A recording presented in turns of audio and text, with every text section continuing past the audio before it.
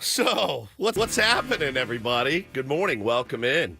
The seventh Monday in a row, we get to come in here and talk about another San Diego Padres loss. That's 7 straight. Those Cats have not won on a Sunday, but we got a lot of other stuff to talk about as well. Good morning. Great to be back with you guys. Ben and Woods, 97.3 The Fans. Get our heads right on a Monday. I'm Woodsy. That's Paul Reindl, the executive producer. Good morning, Paulie. Hey, how are you? And Benjamin Higgins, your friendly neighborhood sports anchor. Good morning to you, my friend. Good morning, and welcome to Ben and Wood's summer break. Summer break is here. It is here. It doesn't. You're just back from your break. Your break and vacation. Yeah. What a vacation it was, indeed. I'm very well rested. Very well rested. Interesting. I've learned. I wasn't sure. I've learned something about myself. Happy to share.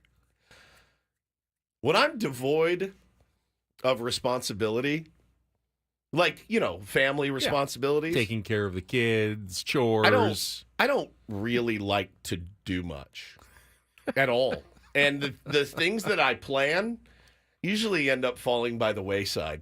They really do. Paulie knows this. I mean, how many, and you know this as well, Benny, when we go to spring or to spring training or fantasy camp, I just lock myself in my room and sleep. When I have the opportunity to rest, I take it. And I take it It's true. hard. And that's kind of what I did. And I screwed the whole thing up. I really did. I did exactly what I thought I was going to do on my vacation. My buddy flew in from Texas, and we hit it pretty hard on Thursday night. Pretty hard. Went to see the Afghan Wigs at Observatory. And had a time of our lives. Ran into some tier ones out there. It was great. Had a ball. Band sounded great. Talked to my buddy, the guitar player. Got a horns from the stage, which was pretty cool. One of the cooler moments I've had. Got to chat with him after, from what I remember, and we just blew it out. Had a great time. Well, then we woke up way late on Friday, and I mean, like, we laid around. We were wounded. I mean, we were straight up wounded. Now, way late for you is like 8 a.m. No, this was like 11, and then like laid around. Practically Saturday. Then And laid you were around. supposed to go up to L.A. Yep. on Friday. Correct. Yeah. And well, we ended up doing that, but we didn't leave San Diego till like 2 o'clock. We were wounded. He was vomiting. Like, it was, we hit it hard. And as I knew I would. It's been so long. Where'd you hit in North Park? We just hung out at the venue, Just the at the venue, observatory. okay. Yeah. And I checked my Uber. We made it back to the place where we were staying at like 10:45. Kept drinking a little bit. It was bad. When Dad gets a night out, Dad has a hard time, leveling it out. So he blew it out. So we get in the car to drive to LA. It was a 4-hour drive. 4. You woke up at 11, so what time did you... 2 On a Friday. on a Friday. It was the dumbest thing we could have done. Afternoon, Friday, traffic. It was the worst. 405 up to Los Angeles. It was- 405. Yep, it was the worst experience of my life. That drive was the worst. It was the worst day of my life. Hungover Just in dying. traffic Yeah, in Los Angeles. We did not speak. Except I would hear like a from the other seat. So we get up there. He looked at me and he goes, we would have to shower and get back in the car to go to Anaheim. Turn right around to go back to the Is that second when you Afghan getting in Wig at like show. 6:30? Yeah. And he goes, I go, dude, I'm cool if you're cool. He goes, I'm cool. We ordered pizza. We ate pizza. We went to sleep. We woke up the next day. Still not feeling great at all. Like, just still. Man. This place had a pool. We laid by the pool. We had a great time. About 5 o'clock hits. I was like, you want to start like thinking about getting ready? I go, let me pull up the venue on my phone. It was 52 minutes from our house in LA. It was 7 miles, 52 minutes. Saturday. Saturday. Third show. Yeah. Didn't make it. Yeah. 1 for 3. 1 for 3. Hey, get you in the Hall of Fame. That's right. Now, I've realized something. I realized something else about myself. I'm fine footing the bill because I don't have to fall in line for anybody. And I realize, like, people are like, Woodsy, you're pretty generous. I'm like, actually, I'm selfish. I do it so that I don't have to answer to anyone. So I ended up selling the tickets on Saturday online. Thank God, got some of my money back. But yeah, man, we chilled and relaxed. And then I was planning on waking up, taking to the Did airport. you go anywhere on Saturday? Yeah, we went to the pool. Just hung It's out. not go- we you- went to breakfast. Okay. Yeah. You went Went to somewhere. bre- yeah, we went to breakfast. You left at one point Bro, for I'm the telling entire you. weekend. I'm telling you. Yeah. I drove up to LA to nap. Is what I did. What'd you like, DoorDash for dinner? Yeah, 100%. Yeah. Yes. So I will tell you this. It was the most comfortable house I've ever stayed in. It was the most comfortable bed that I've ever slept in my entire life. But yeah, I drove up to LA to nap, basically, for 2 days. But I had a great time. It was You're right. There's nothing wrong with doing that for a weekend. Great place to stay. Right. Pool, Pool, relax, hot tub. comfortable. Yeah. If you just hadn't had all those other plans, it would have felt perfect. And you know what? It still felt perfect. Now, I woke up yesterday morning, and the guy that was going to drive Bo to his baseball game at noon, his kid was sick. And I called home at like 7 in the morning, and Hannah's like, Bo's crying. He doesn't get to play. I go, say no more. So I took care of an Uber for my buddy, got him dialed in at like 11 because I was going to have to wait around and take him to the airport. Got him dialed with an Uber, and I said, I'm on my way home. I made it home in 1 hour and 20 minutes. 1 hour and 20 minutes. And took Bo to his game, had a great day. It was It's a third the amount of time it took you to get there. Bro, it was incredible. But while I was there, man, like, I woke up to a nap. I woke up from a nap, one of my many, many naps, and saw the news that had happened over the weekend, and my mind was just blown. I just couldn't believe what I had seen. And of course, you guys know I'm talking about the assassination attempt that went down on Saturday, and I couldn't wrap my head around it. I really couldn't, because I started thinking, well, when was the last time we've seen this? Now, Ben and I were same age, same grade and everything, and it was when President Reagan, when they tried to shoot him. I remember that a little bit from when I was a kid, but I hadn't seen anything like this. And, of course, obviously it turns the heat up. It turns the heat up in our country, which is probably the last thing that our country needed right now. Listen, nobody comes here to get political talk, so we're not going to be political. But it was a jarring scene. You can't not even acknowledge. Oh what yeah, happened, no, because it was shocking. until I saw somebody say something along the same lines, like, "Oh, first assassination attempt since 1981 or whatever it was." I go, "Huh." Yeah, it felt like that was the first one I've ever experienced in my 33 years of life, but to let it like really sink in, you're like, wow, that was history. It was jarring. Yeah, very, very jarring type situation. And then, I mean, it was that, and it was all these people dying over the weekend too, of like celebrities and stuff. I mean, it was a real jarring thing. But I get the thing. It's called. Have you guys heard of this before? It's called hangxiety. Hangxiety. No one gets it worse than me. I'm already an anxious person to where I worry a lot about things that are that I can't control. I just do that, and I plan things out in my head. It's a bad way to live. But when you have a few cocktails and you wake up hungover, which I did, admittedly, like I way overserved myself on Thursday night. I don't like to do that anymore. The hangxiety is the worst thing ever for me, and everything is just times 10.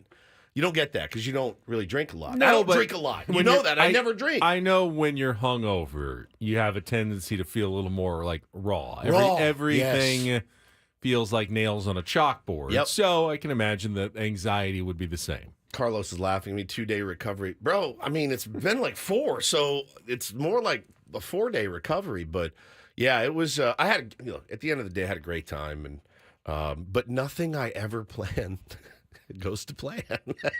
Like I said, I have it in my head how I want it to go, and it's never even close. So I'm going to stop worrying about it. It's one of the things I'm working on, personally. Is that I can't control these things. I just need to just let the game come to me a little bit. But how was your guys' this weekend? I was working all weekend, like usual, filling in at Channel 10 on Saturday, which did allow me to see the coverage apparatus jump into full. I was You're like, at the news. I was pulling into the parking lot of the news when the news broke. And, of course, everyone jumps to it. People are showing up that aren't there on the weekend. Kimberly Hunt comes in. We have Jim Avila, who used to cover the White House, is one of our reporters. Now, he was co-anchoring that day, and network coverage, jumping to that as well. So do get to see things get very busy around a television station when there's major breaking news. Pretty wild. I saw the Padres were playing on Fox nationally. Yeah. against Atlanta on Saturday afternoon. 4:15, I think, was Correct. the first pitch. So, what, an hour after all Yeah, of this? most networks were in full coverage, but they And did stick with the game. there was at least another here. national game on Fox as well. I don't remember who it was. Maybe the Giants were playing. But they, like some markets, you lost the baseball game. No Fox kidding. cut from They the cut middle it? of the baseball game because it's not in the market that they're being played, and they went straight to news coverage. Yeah, and I was, I didn't watch the game on Thursday night at all, and then watched a little bit of Friday. There was no game on Thursday. I'm sorry, the game on Friday night. I did not watch that at all. I was asleep by like 7. So, and then Saturday, I watched a little bit of that game yesterday when I got home, and of course, watched the entire game yesterday. And obviously didn't miss much. In Padres land, and we'll talk about those games this weekend. And it is our summer break. We're going to be a little bit more loose as the week goes on. But I will say this, man. Just try to be nice to each other. It's just such a volatile time. I'm just going to try to be nicer to everyone except for Ben. But I mean, I'm just I'm still going to pick on Ben. But I do think we should, really work on being kinder to each other and listening maybe to each other's perspectives. It's always a noble goal. It's a noble goal. We rarely get there. We rarely do. I think, whoever you like and whoever you root for and whatever side you're on, it really doesn't matter to me. I just want to try to be a good person. And, for me, I was just talking to the guys down the hall about it, and it's kind of a weird responsibility when you have this microphone, this platform. But, for me, I just want to try to keep my side of the street as clean as possible, and that's my house, my family, my neighborhood, and I don't want to get into any beefs with anybody about dumb stuff, and so try to be nice to each other as we go, try to be respectful of each other. And that's really all you can ask. All right, let's leave it there, and then we'll come back. We will set the menu, which will look somewhat the same on a Monday, even though it's summer break, since we do have a weekend of games to talk about. But also going to try to have some extra fun this week as we hit the middle of the summer and the All-Star break. So we'll come back, do that, check traffic here first with Kelly Danick, and it's good to have everybody back here together in studio on a Monday with Ben and Woods right here on San Diego's #1 sports station, 97.3 The Fan.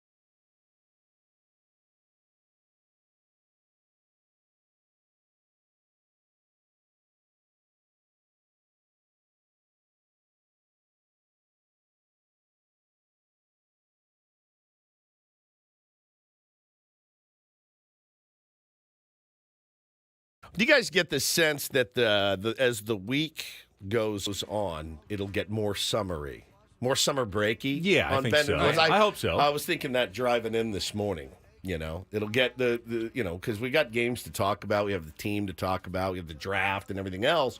But as the week continues, we'll get to a little more summer breaky each day. I had a request, but this would require more work for Ben. Thanks. I had a request from a couple of guys on the Tier 1 baseball team yesterday, 2-0 by the way. Nice 16-5 victory.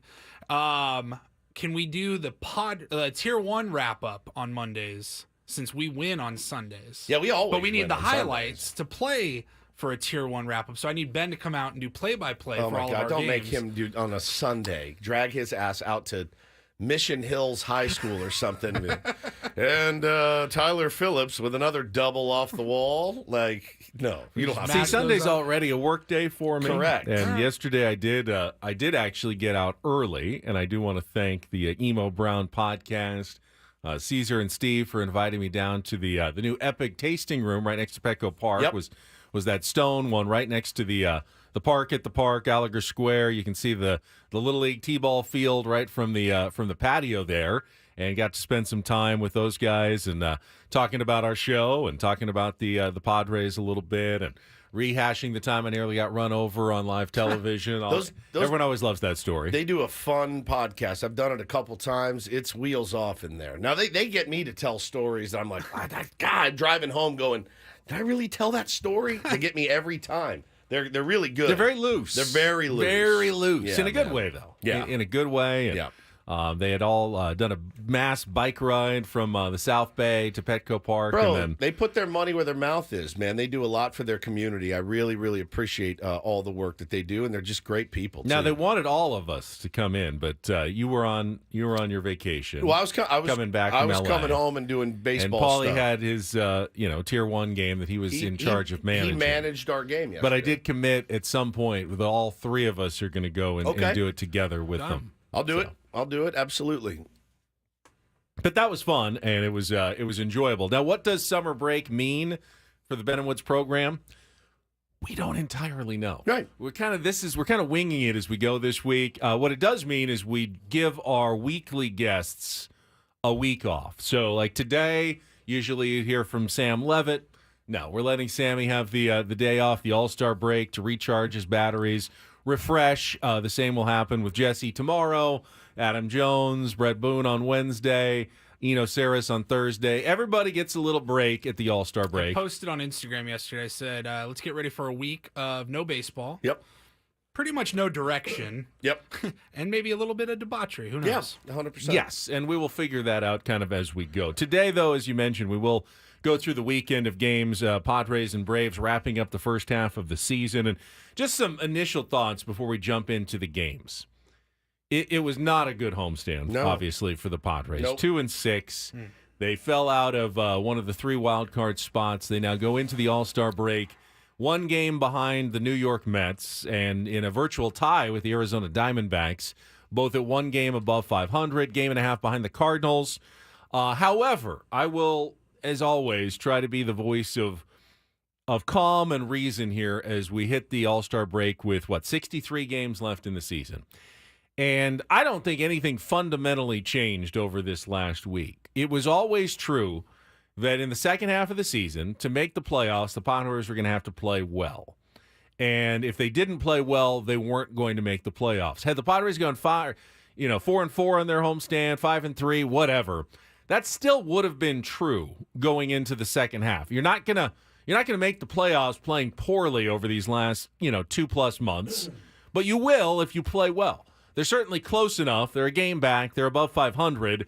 That if they have a solid finish to the season, there's a path to the playoffs remaining for the San Diego Padres. They're not so far buried like they were last year that they have to play out of their minds to catch up with anybody. But they were never getting to the point where, hey, we're so far ahead we can withstand a bad second half and still back our way into the postseason. That wasn't happening either. It still isn't. So bad homestand, 2-6 for the San Diego Padres, but the season in my mind fundamentally remains the same. Whether you you're in by a game or two or out by a game or two. You got to play well over these last couple of months. Well, what a crap homestand like that does do, and I've already seen, people talking about it.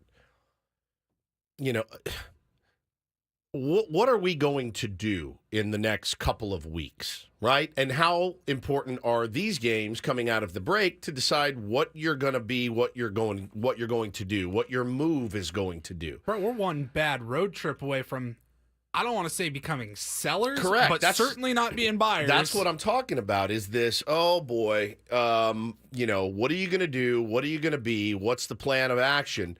It's weird to go into this if you're AJ Preller. Look, they have plans for plans. They have contingencies for contingencies. Every team does. That's semi in the hunt right now.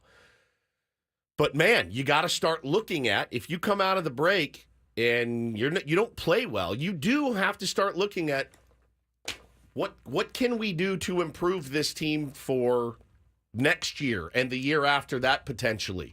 What pieces do we have? I don't want to do that. I don't want to get there. I'm a guy that's been on the horse of I believe. I've seen enough magic from this team at times to think that they deserve a run. But man, if it's not in the cards, are we going to try to force it again? And that's the scary part for me about where we are as Padre fans. But we were there a week ago. We were. We absolutely were. If you didn't think the Padres were there a week ago before this homestand, you were kind of deluding yourself into thinking that this team was something that it was not. As I said, you're going to have to play well in the second half. That includes the first road trip of the second half, which will be a tough road trip to Cleveland and Washington and Baltimore to start the second half. Yeah, if they go 1-8, they can bury themselves pretty quickly at this point. So, yeah, it remains true. They will have to play well in the second half of the season. But again, don't think that was ever not true. I don't think the Padres were ever at a point, even when they were at 6 games above 500, that they could say, yeah, we can pretty much cruise the rest of the way now. We don't have to play good baseball the last couple of months. We'll be in the playoffs, no problem, and then we'll turn it up in October when we get there. No, that was never even a realistic talking point for the 2024 San Diego Padres. Yeah. I mean, I guess you're right, man, but it's just the confluence of events here with a GM that, a lot of people think if he doesn't make the playoffs, he's out of a job. I still don't believe that. I know that he's got years left on his contract. He's got 2 years left after this one. I don't see them getting rid of A.J. Preller if he doesn't make the playoffs. I'm not saying that that's right or wrong. I'm just saying that that's my gut feeling. What desperate times call for desperate measures? How desperate are we going to get? And that's what I want to know. And that's none of us really know that yet. So we can talk about that. We can take your calls about that as well. I know that there are people out there going, I haven't seen enough. Let's get rid of the Dylan Ceases of the world. Let's get rid of the Michael Kings, the guys we only have for another year. Let's get rid of Ha-Sung Kim. Let's retool like so many teams do. But man, do we trust that you're going to get, if you did that, if you said, our guys, we're waving the white flag, we surrendered this year, you going to get back enough to make it worthwhile? Is the right guy running that, that plan as well? So it's just, there's a whole lot of, anxiety about it that I have. Now, we do have one guest coming up later. Interesting character will be joining us at 8:35. Today, of course, is the Home Run Derby in Arlington, Texas, as part of the All-Star festivities. And we're going to be joined by a guy who's been around the Padres organization in the past. Ray Krohn is his name. The GOAT. And he is known around baseball, and especially here in San Diego, for one unique skill. That makes him a nightmare. No, he is the best batting practice pitcher ever that pretty much has ever lived. And he's thrown in the Home Run Derby before to Adrian Gonzalez. He has thrown to Padres batters behind the scenes and early in the day for many years. And they all just swear that this is the best that has ever lived when it comes to batting practice pitching. A lot of sports shows would get maybe a former participant of the Home Run, which we had. We had last week. Brett Boone was great. We can replay that story if you want. Not us. We want the guy that actually has to throw the pitches. I want to know what it's like inside that dome throwing to, who did he throw to? Adrian Gonzalez in the Home Run Derby. Maybe we can find a kid that played in the outfield for a Home Run Derby. Interview them. Any of those kids. There's always that one kid that gets smoked. Somebody just wears Yeah, one. they just wear it. One quick All-Star note. Luis Ariz did announce yesterday that he will not be playing in the All-Star game tomorrow to get his thumb some more rest. He's been playing with that jammed thumb for about a month now, ever since he slid into third base. So he and Tatis, who isn't even going as he continues to rest his stress reaction, will not play. Padres will still have 3 participants in the game in Jackson Merrill, Robert Suarez, and Jurickson Profar. And I thought this stat was pretty amazing, and I just saw this morning in the UT newsletter. There are also 10 former Padres I saw that, yeah. in the game. Wow. 10. 10. You want to hear the list? Emmanuel Clase, Yep. Max Fried, Trey Turner, Josh Naylor, Andres Munoz, Kirby Yates, Seth Lugo, Juan Soto, C.J. Abrams, Matt Strom. That is absolutely 10. staggering. Out of Staggering. what? 60-something All-Stars? Yeah. So if you include the current Padres, it's like a quarter of All-Stars have passed through during A.J. Preller's tenure here as general manager of the Padres. Kind of makes my head hurt a little Is that bit. good to or think bad? I can't I tell don't if that's even good or know. bad. I think if you're AJ, you're like, see? But then if you're a Padres fan, you're like, see? We had all these guys. God, we could put together a hell of an all-star team. The picture of Jurickson and his son in matching priceless. clothes yesterday. Heading head off onto to the Arlington? bus. Yeah. I imagine they take the team jet. All the All-Stars do to Dallas. Well, unless you're Mason Miller, and then you have to fly on the Phillies jet because, well, you pitch for the A's. Right. They wanted to put you on an Amtrak, and you didn't want to do that. Let's take a timeout. We'll come back. We'll have our, 6th, 7th straight losing Monday Padres wrap-up. 7 Mondays in a row where we haven't gotten to talk about a victory. I had a scary thought, and I'll share it with you when we come back with our Padres wrap-up with Bennett Woods on San Diego's #1 sports station. Summer break on 97.3 The Fan.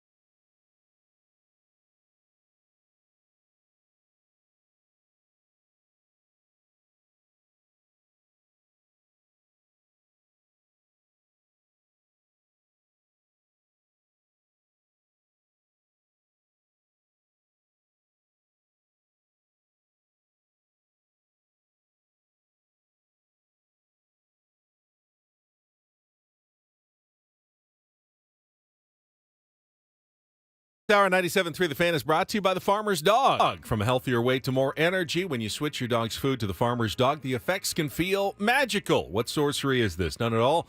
It's just real food made for the health of dogs. Get 50% off your first box at thefarmersdog.com/radio.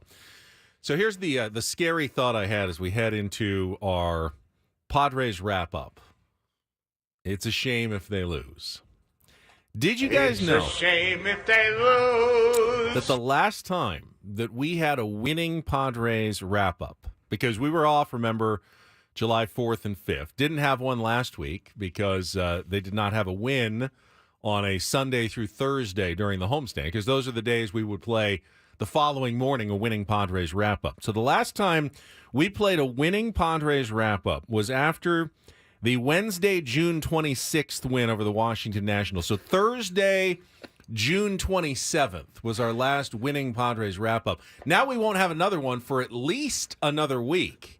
And that's only if they win next Sunday in Cleveland, which they never do. It's a Sunday, so. So at the very least, we're going to go 24 days or more between winning Padres wrap-ups on the Ben and Woods program in the morning. It's actually staggering. And to be covering a team that's technically over still 500. in it. Yeah, they're still in it. They're over 500, and we're going to go 24 days without talking about a win on this show. If we're White Sox radio, like, okay, I get it, right? Marlins radio, I get it. This is not normal, guys. This is not normal. Oh, my Lord. Well, take it away. So here comes another losing Padres wrap-up right after this check of traffic on 97.3 The Fan. From the 97.3 The Fan Traffic Center, here's Kelly Danick. Traffic is sponsored by the Grilling Store at Hillcrest Ace Hardware on University Avenue in Hillcrest. Got a few things going on here, guys. One of them is this stalled car that's been moved over the right shoulder of the East Street on-ramp to southbound 5. Heading into the North County, northbound 15, past Near Mesa Boulevard, stalled car between the HOV and Fast Lane. Cordell and Cordell traffic cam shows some debris in the two right lanes on South 15, right before the 78. The Grilling Store, Ace Hardware on University Avenue in Hillcrest, where you'll find all the best brands for outdoor cooking, plus a knowledgeable staff. The Grilling Store at Hillcrest, Ace Hardware, where service still matters.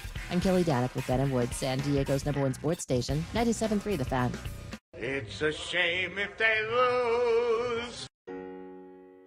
Oh, a shame indeed. It's a complete crap. Oh, I did not like that. Here are the lowlights from yesterday's game. Are you kidding me? Boo. It's the Padres Wrap-Up, presented by Hamul Casino. With thrilling slots and tables and all the best rewards, Hamul Casino has all the fun you're looking for. Hamul Casino, fun above all else. We'll give it 16 minutes of salt, and then we'll, get back on the bump and figure it out. It's not your fault.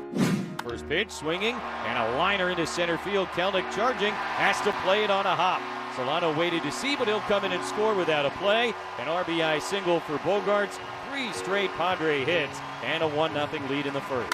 First pitch swinging, ground ball base hit into left for Olsen. Albies rounding third, he's going to score.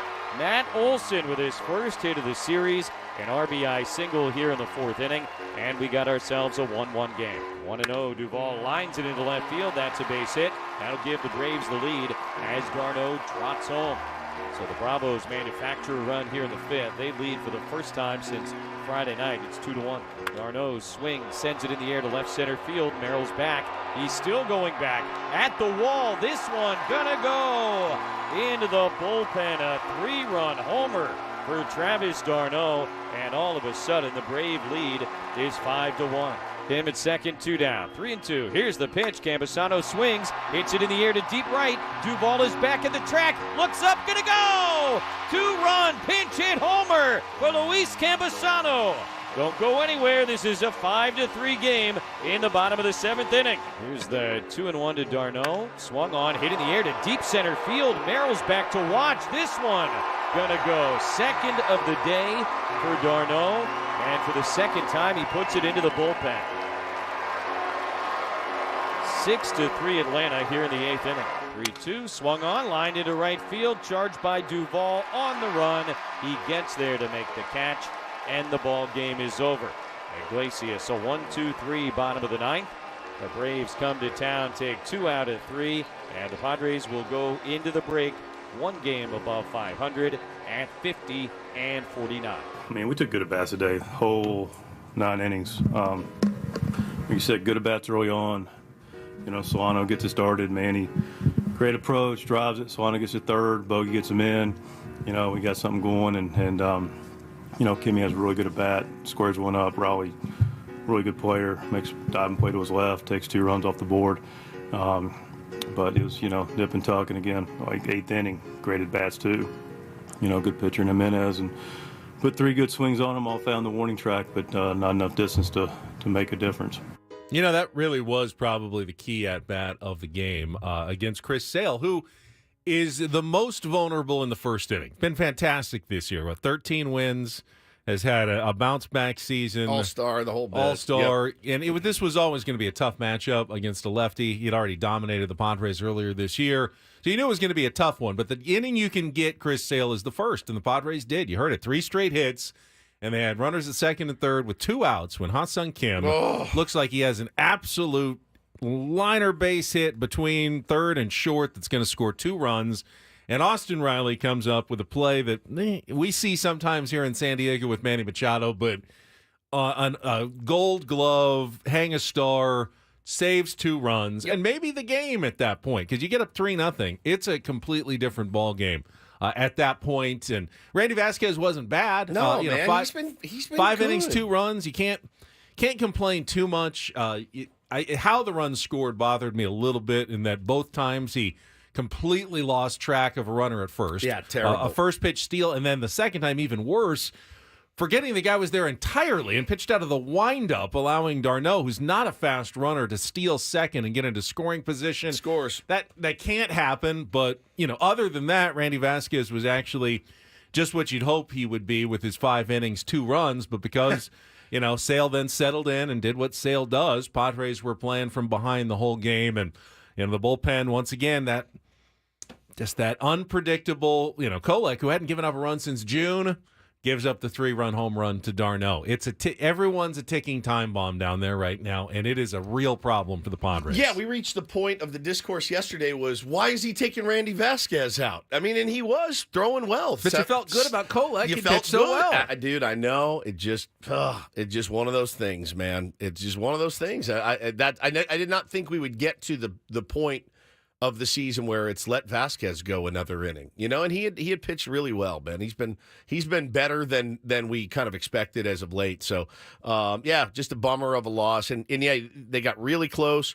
They got really, really close at the end, guys. Like he said, he recaps it for us real well.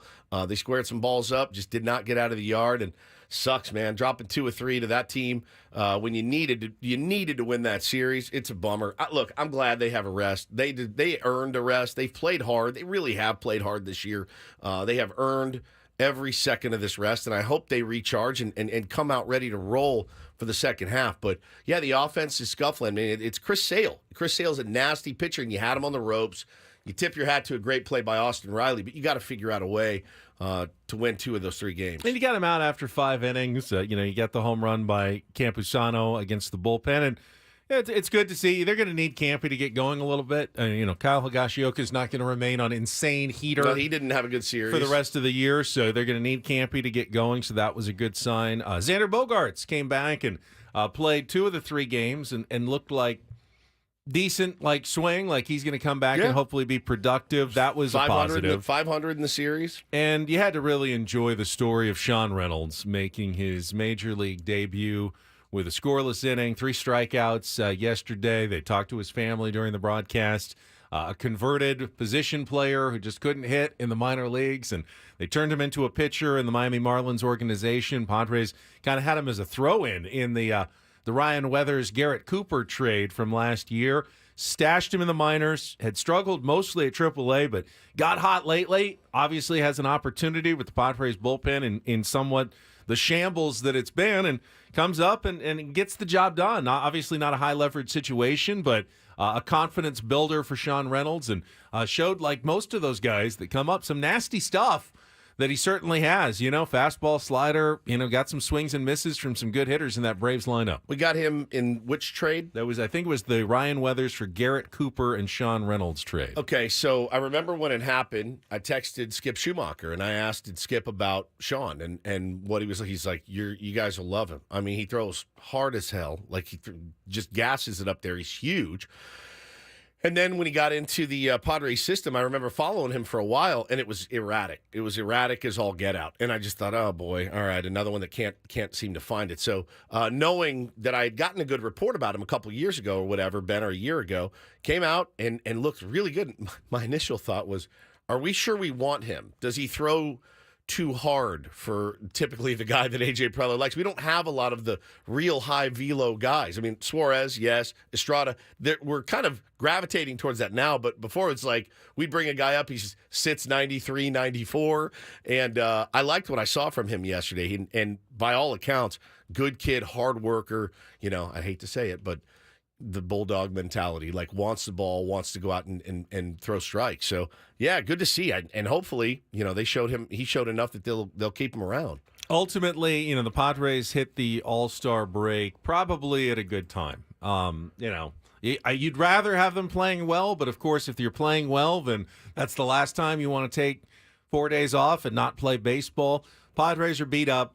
This is 4 days where guys who have been playing through injuries can take some time off, try to get a little bit healthier, hopefully get a little bit closer toward the return of some of their starting pitching, including Joe Musgrove, who threw a bullpen session, is going to throw another one with full velo coming up here. He's not going to be back until at least August, but he continues to take progressions and steps towards returning, and hopefully when the Padres do come back, they'll be at least a little bit closer to being, never going to be at full health, obviously, the rest of the season, but the best way they're going to have a good second half is to get some of these key contributors back. Fernando Tatis Jr. is going to have an MRI during the All-Star break to see how his healing has gone, and if that goes well, he might start a little more on the rehab process toward returning as well. So I'd say that would be a pretty big add. That would be a big get in the second half of the season, regardless of what the Padres do at the trading deadline. Where are we at again with season series against Atlanta? They did win the season series. Okay, we can talk about Saturday's game coming up, but with the just the one win,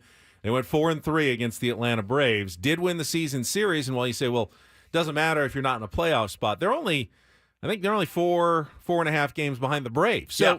At the end, they could end up in a tie with the Braves, and then the tie would go to the San Diego Padres if it comes down to a playoff spot or playoff seeding. So that was a check mark that the Padres got this weekend in taking the season series, and they did clinch at the very bare minimum a winning record at the All-Star break at 50 and 49, which feels like where they should be. Yeah, it was just too perfect. I mean, 50 and 49 was about. It just feels perfect for this team as we've covered them for every pitch this season. That's exactly how it feels that it should be. Not 5 games over. That's when I got really excited when we were. You got 6 at one point. 6 games over. I was all right. Things are looking up. Then you drop that. That's when you started feeling like maybe this team's got it.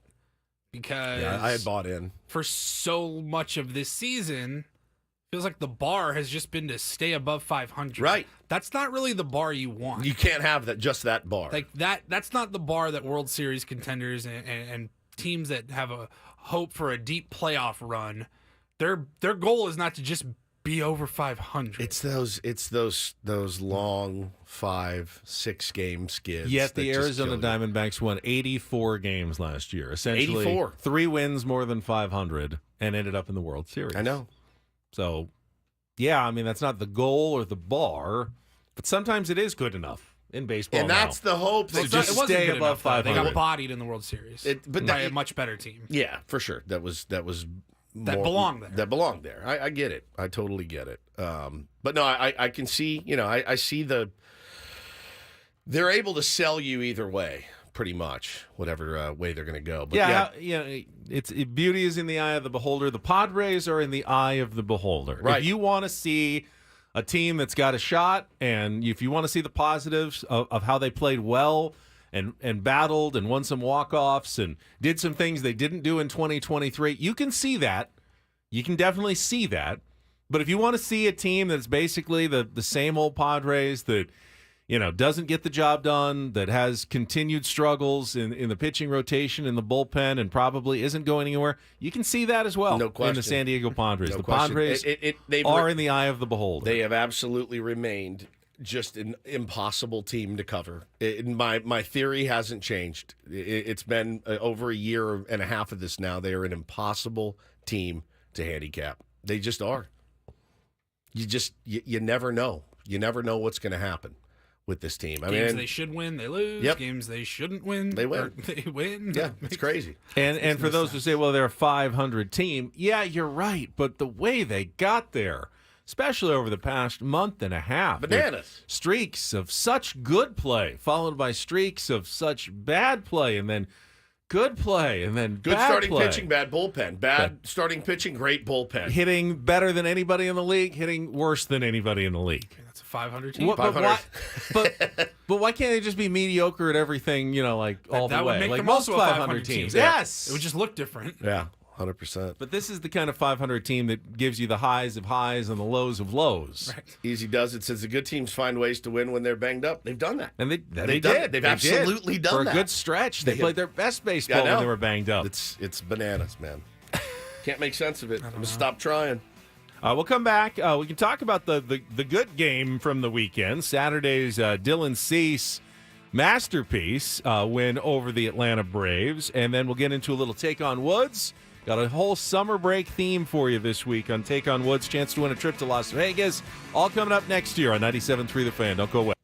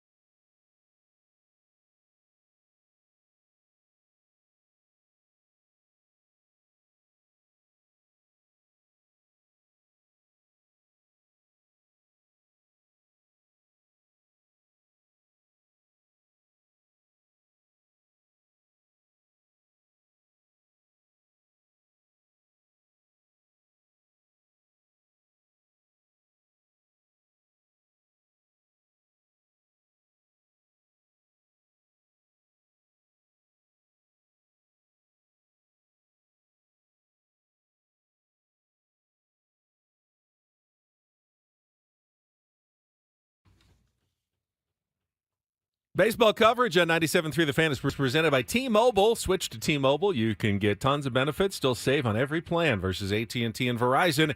Use their savings calculator to find out how at T-Mobile.com/switch.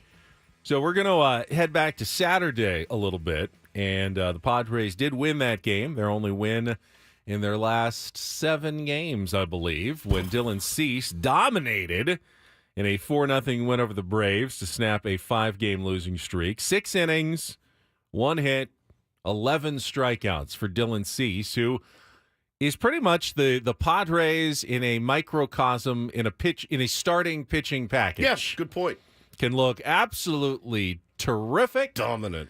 And then can just blow up with home runs and go like, well, what happened today with Dylan Cease? Doesn't always make a lot of sense, but he's always got those great ace-like performances in him. And it was an outstanding effort all the way through. But his final inning, the 6th inning, I don't know if you got to see this, Woods. He struck out the side, his 9th, 10th, and 11th strikeouts in the 6th inning against the heart of the Braves order. Gets Ozzie Albies just on a nasty 89-mile-an-hour slider. Then hits 100 to get Austin Riley swinging on the outside corner. And then goes back to the 100-mile-an-hour to set up Matt Olson to again get him on the slider down by the feet. I mean, when he's on, man, he's he's an artist. He is a total artist. When his mechanics are in line, he throws that effortless 100. It's the effortless, Benny. He is not all arms and legs going at you. He is so slick with it when he's locked in. I forget who were the Fox broadcasters for the game, but they were just glowing. I mean, all game about Joe Davis? Dylan Cease. I don't know if he was on or not. I was at work, and we had all the assassination coverage going on, so I wasn't listening. But when I did, I kept hearing, I mean, this guy is just so unbelievably good, and Dylan Cease, and just look at this nasty, nasty stuff. I know AJ Pierzynski was on the broadcast because he may actually make an appearance in Don't Do This. Oh, good. Okay. In about 20 minutes. So, yeah, they win that game. Padres fans turned out this weekend, just as they always have all season. Gave Cease a huge ovation, 43,000 plus on Saturday as he walked off the mound.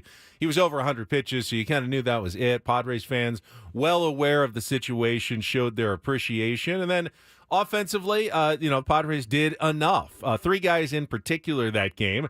Luis Arraez, who had been slumping, delivered 3 hits, including a big RBI double. Donovan Solano had 3 hits, including 2 runs batted in that game, and big clutch hits with 2 outs. And then, of course, Manny Machado had 3 hits, including his 13th home run of the season for number 13 to kind of ice it there late in the game as the Padres won 4-0 over the Braves. And after the game, Woods, Mike Shildt called it like a playoff-type game. And again, he's not wrong. I mean, it's Reynaldo Lopez who's been fantastic this year for them. Fantastic. And you beat that guy, and your ace goes out and pitches like an ace. Yeah, I mean, you can totally see these two teams squaring up again. And, I thought that was a really impressive win. We have not talked about Friday's horrific loss, in my opinion. Horrific loss. And again, when Schwellenbach beats you on Friday night, it's just, and you go out and you're able to beat Reynaldo Lopez, it's just such a bummer. I mean, you had to know, like, Chris Sale awaits you on Sunday. We have to go out and grind and take 2 out of 3. Honestly, the way they'd been playing, I did not think they'd beat Reynaldo Lopez. I did not. I had no inkling that they would. I thought Friday was the one they'd get, but they went out and handled business Saturday. Yeah, I mean, would you say 1 win in the last 6? 7. I said 2 hits for Schwellenbach. It sounded like a 2-hit shutout. You're like, it's 2-hit shutout. We got 3. 3. They get a run. They get a run. Yeah. Very in cool. that game on Friday. Very and Matt Waldron, I mean, wasn't bad. He had 1 bad inning. Otherwise, he went 7 innings. 6 of them were shutout. Yep. And then one of them, he hung a couple of sweepers and gave up the 2 home runs, and that was the ball game when you're not getting anything going offensively. Matty Waldron is going to keep you in games. He's proven that. He's proven that the entire first half of the season. He keeps you in ball games. You got to know. I heard Jesse and Scan talking about this yesterday. Matt Waldron throwing the first game of the series really jacks up the other team's preparation.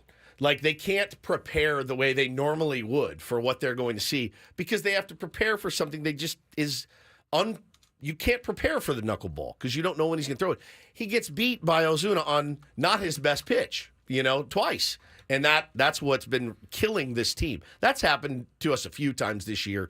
Guys have gotten us on your third, fourth best pitch, and Matt Waldron is no different on Friday night. Reminds me when Cease gave up a home run on that changeup a couple of starts ago as well. We've absolutely seen that. If they get you, you tip your cap. But man, don't hang sliders to Marcell Ozuna. He's going to pound you. Need a contestant for Take on Woods. Chance to qualify for a trip to Las Vegas, Rio, 2 nights, dinner for 2, day bed at the pool as well. Give us a call, 833-288-0973. I don't know if anyone told Woods, but when he was gone on Friday, we saw the best all-time performance in Take on Woods. The fastest 5 correct answers in history. I've gotten some pretty You've fast gotten some ones. fast, but Paul and I agree. This may have been he the didn't quickest even let ever. The questions finish. He was so fast. Oh. This is John from down the hall. Yeah, I so heard he slayed. He set a bar for you to try to eclipse. Was it like terrible country music? Was that the... It wasn't. It wasn't? It wasn't. I think the category was songs with a boy in the boy or boys in the title, okay. and he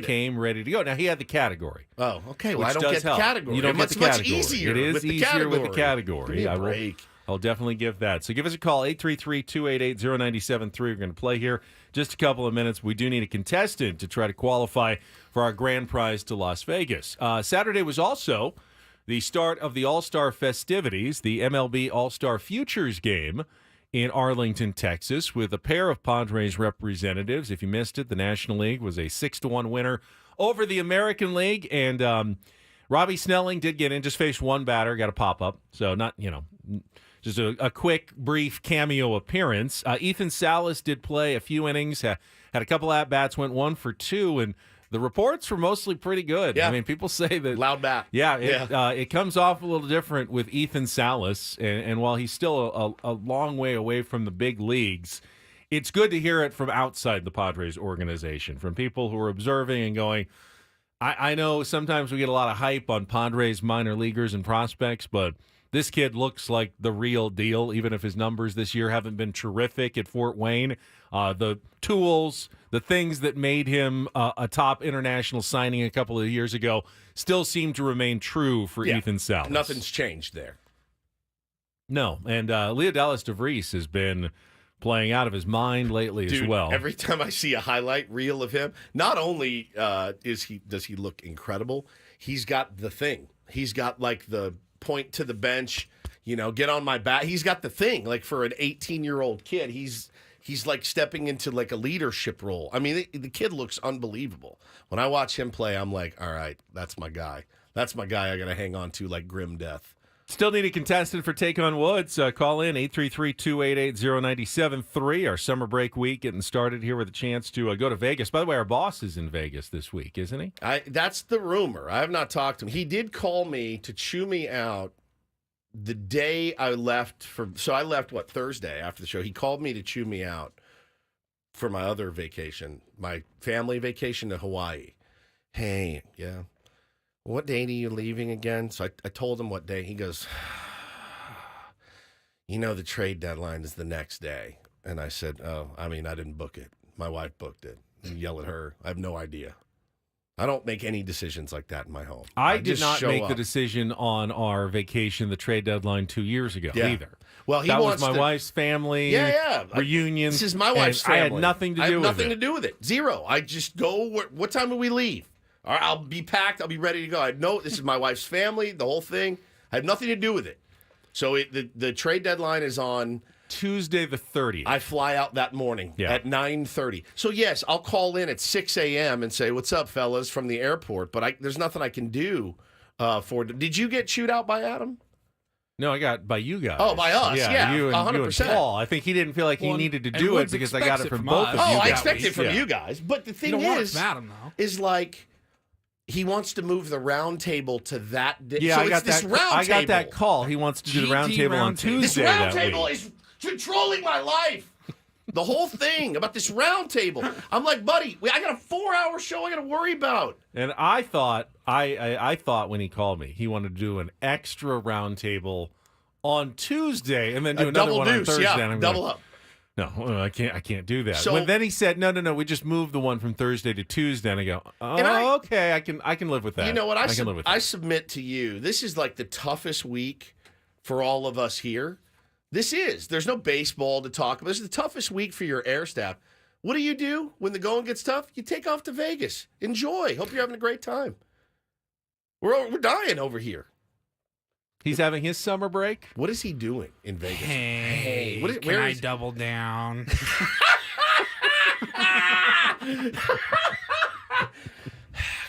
Sir, would you like to cash in that 100? Okay. Can I double down? Hit me. I'll stay. He's going to murder us. All right, I see our phone lines are full. Let's get to our game. It is time for Take on Woods.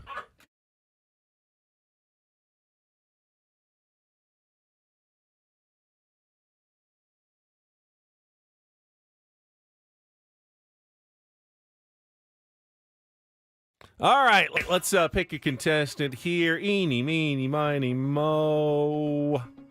Is this Luis? What? Oh, are you calling for Take on Woods?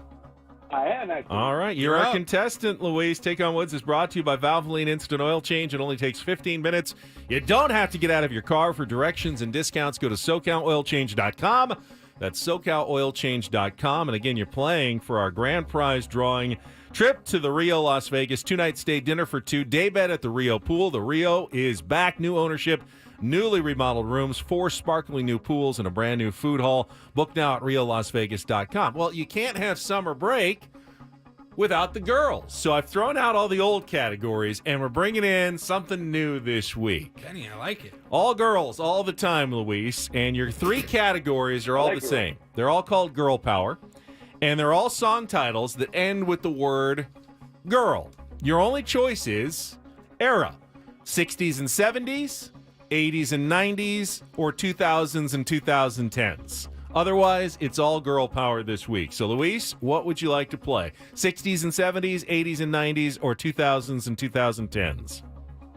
Let's go with 80s and 90s. 80s and 90s. He's right there in the wheelhouse, I think, of our listeners' age, just like Woods and my age, 80s and 90s. So again, category is girl power. We're looking for 5 song titles that all end with the word girl from the 80s and 90s. You'll have 60 seconds. Pass if you don't know an answer. First question is the 2-second song. Paulie, going to play a well-known hit from the 80s or 90s. You need to give me the title and the artist to score that point. Luis, are you ready? Let's do it. All right, 60 seconds on the clock. Your score against Woods. Your time begins when Paul plays the music. The category, girl power. Good luck, Luis. Let's take on Woods. That's a Billy Joel, Uptown Girl. Correct. Which 1985 song about wanting to live the high life led to Madonna's most enduring nickname? Material Girl. Correct. Co-written and sung by Gwen Stefani, which female empowering 1995 single was a breakthrough hit for No Doubt? Don't Speak? Incorrect. A famous toy inspired which 1997 international mega hit for Danish-Norwegian dance pop group Aqua? Pass. Kurt Cobain revealed that which song from Nirvana's debut album in 1994 referred to his then-girlfriend Tracy Marander?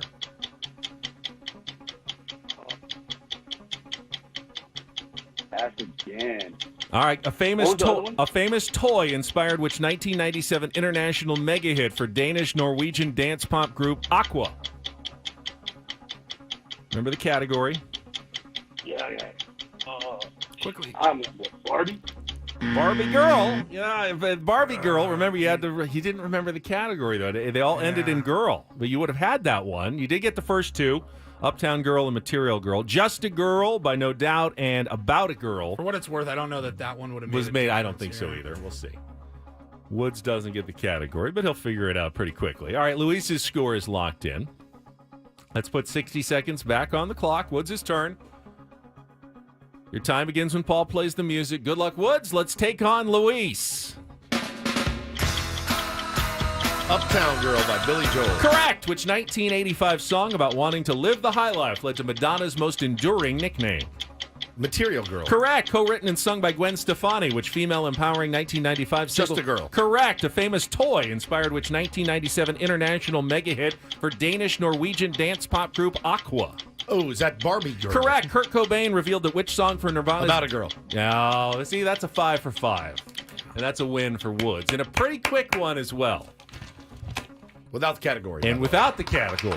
Pretty impressive start to the week here. Feels real good. Luis, thank you for playing. Not good enough today against Woodsy, but feel free to try again at any time in Take on Woods. Feels real good. All right. Paulie mentioned he's got some audio from Saturday's game for Don't Do This from AJ Przinsky. I would also like to get into what happened last night in Miami at Hard Rock Stadium. Man. Before the game started, the Copa America final. The delay. Big old Don't Do This gets to us coming up next with Ben and Woods after a check of traffic here on 97.3 The Fan.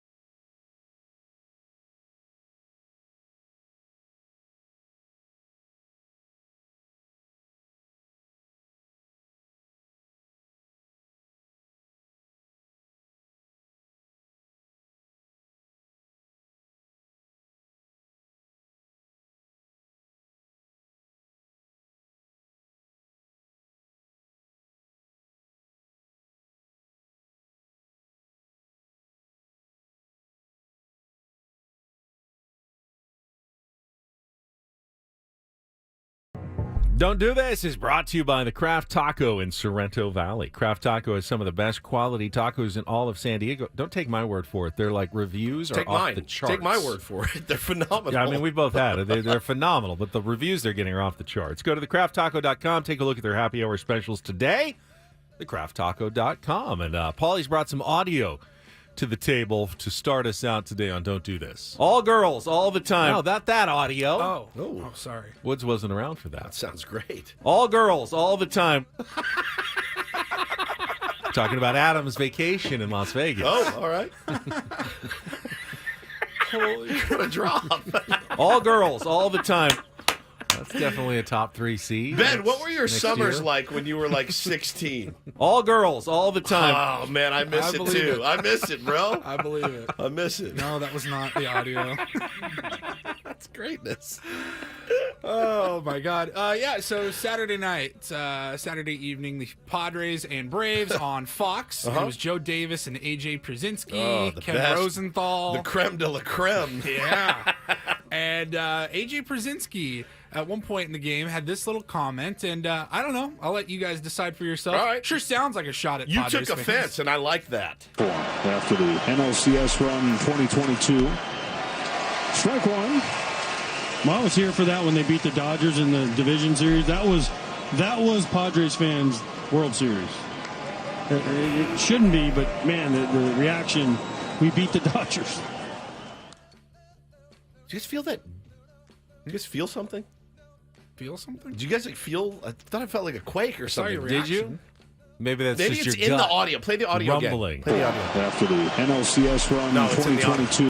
It's weird. Oh, okay. After the NLCS run 2022. Yes, it's a Yeah, shot. there's It's a shot. It's a Well, I was here for that when they beat the Dodgers in the division series. That But it was was a big That deal. was Padres fans' World Series. That was such a great It moment. shouldn't be, but man, the reaction. We beat the Dodgers. I guess what Yeah, bro, they won 111 games I guess that what year. Are you bothers kidding me? me is that if we beat the Cardinals to go to the NLCS, we would have celebrated. you can't really make the comparison until the day the Padres fans win the World Series. And if the Padres win the World Series and fans go, great, we won, but really what we wanted was beating the Dodgers. That was our World Series. Does World everybody Series is cool, but remember when we beat the Dodgers? when they beat the Dodgers, they got to advance to the National League Championship Series, which is on the way to hopefully winning a World Series. Are you not supposed to be excited about that? Does everybody remember that the Dodgers spent the entire season pantsless with every media member? You know where I'm going with this? 100. Oh my God, we've never seen a team like this. Oh my God. Oh my God. I'm actually more worried about this under the radar. We are winning the World struggling Series in Dodgers team 2022. this year. Bro, 100%, man. 100%. We are winning the World Series in 2022. No one's even looking at them anymore because they've struggled so much and they have so many injuries. If only we had played better. And that's my big lament. They really hit the skids, too, the last 40-some-odd games. 6 of 7 as well. Yeah. Padres, if they had a good homestand, they could be like three games out of first place right now. It's what makes me want to just fall on a sword. Oh, man. Let's go to last night. I actually, it's funny. I saw a tweet, and it's from a buddy. And he's like, yes, more soccer talk and don't do this. I feel bad. I feel that we only bring up soccer talk. The soccer was good yesterday. The soccer was spectacular. The first game was terrific. Spain beating England 2-1 in the Euro 2024 final. Yep. And then when they finally got to the game last night, there was plenty of drama between Argentina and Colombia in the Copa America final. But the don't do this happened before the game, Woods, when everyone's been waiting all day. Supposed to start at 8 o'clock kickoff in Miami. But because of a major security breach, and they saw video of it, fans who didn't have tickets, but before the game were just storming the gates, climbing over the walls to try to get in. There were people going in through the air ducts. I've never seen anything like it. They ended up having to delay 82 minutes all the way to 9:22 p.m. just to get started in that game. And then they had an extra long halftime show with Shakira performing, which is fine. Don't have a problem with that. But then they went to extra time in another 30 minutes. So game didn't end until, close to midnight on the East Coast. But clearly security was not prepared for the Argentina and Colombia fans that they got. And that was the don't do this there. I saw a great tweet. I think it said, Maybe they spent a little too much on Shakira, and not enough on security. It's not that great, actually. I don't know why. Yeah, it's not. Sorry, I liked it. I thought it was clever. You know, it obviously brings up, is the United States prepared for what is to The World Cup. The World Cup to come in a couple of years. And then sub don't do this to Messi's ankle. Non-contact injury. Bro, I couldn't stop looking at And, that. you know, cankle. in soccer, you go down and they're writhing in pain and going, oh, just get up. It's soccer. And then he takes him off the field and he's crying. You're still like, come on, dude, get back on the field. We know. And then they showed the ankle, and I go, oh, I feel bad for even doubting that was a real injury. It was swollen like a grapefruit. It is like a sausage. Like it's skinny at the bottom, and then it just balloons up, and the toe, everything. It's just jacked. Yeah. It was. I enjoyed the game. I put the game on last night and enjoyed the hell out of it. I mean, it was really, really exciting. And of course, they had people standing at the gates that were locked out, holding their tickets up to the guys. And I paid $2,000 to get in here. You're not letting me in. Security was going row by row. Need to see your ticket, and they were just booting people out as it went. Yeah, I mean, look, you hate that this happened.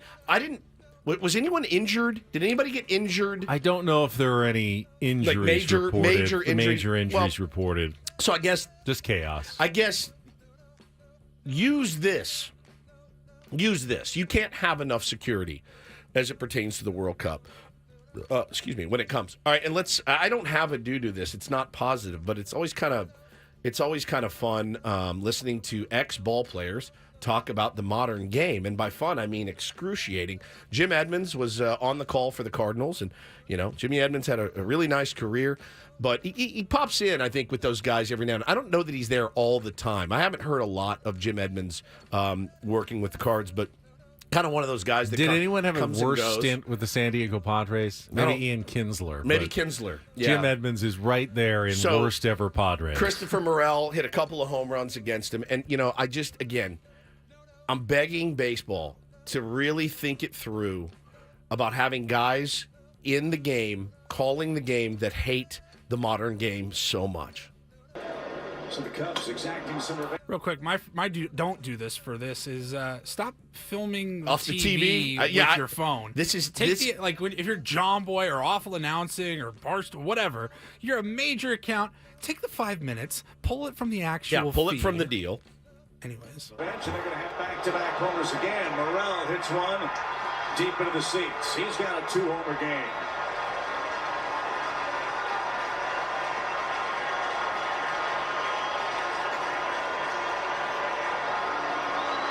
This kid's celebration is a joke. I don't mind saying it at all. I've never seen anything like it. You don't watch much baseball, do do you?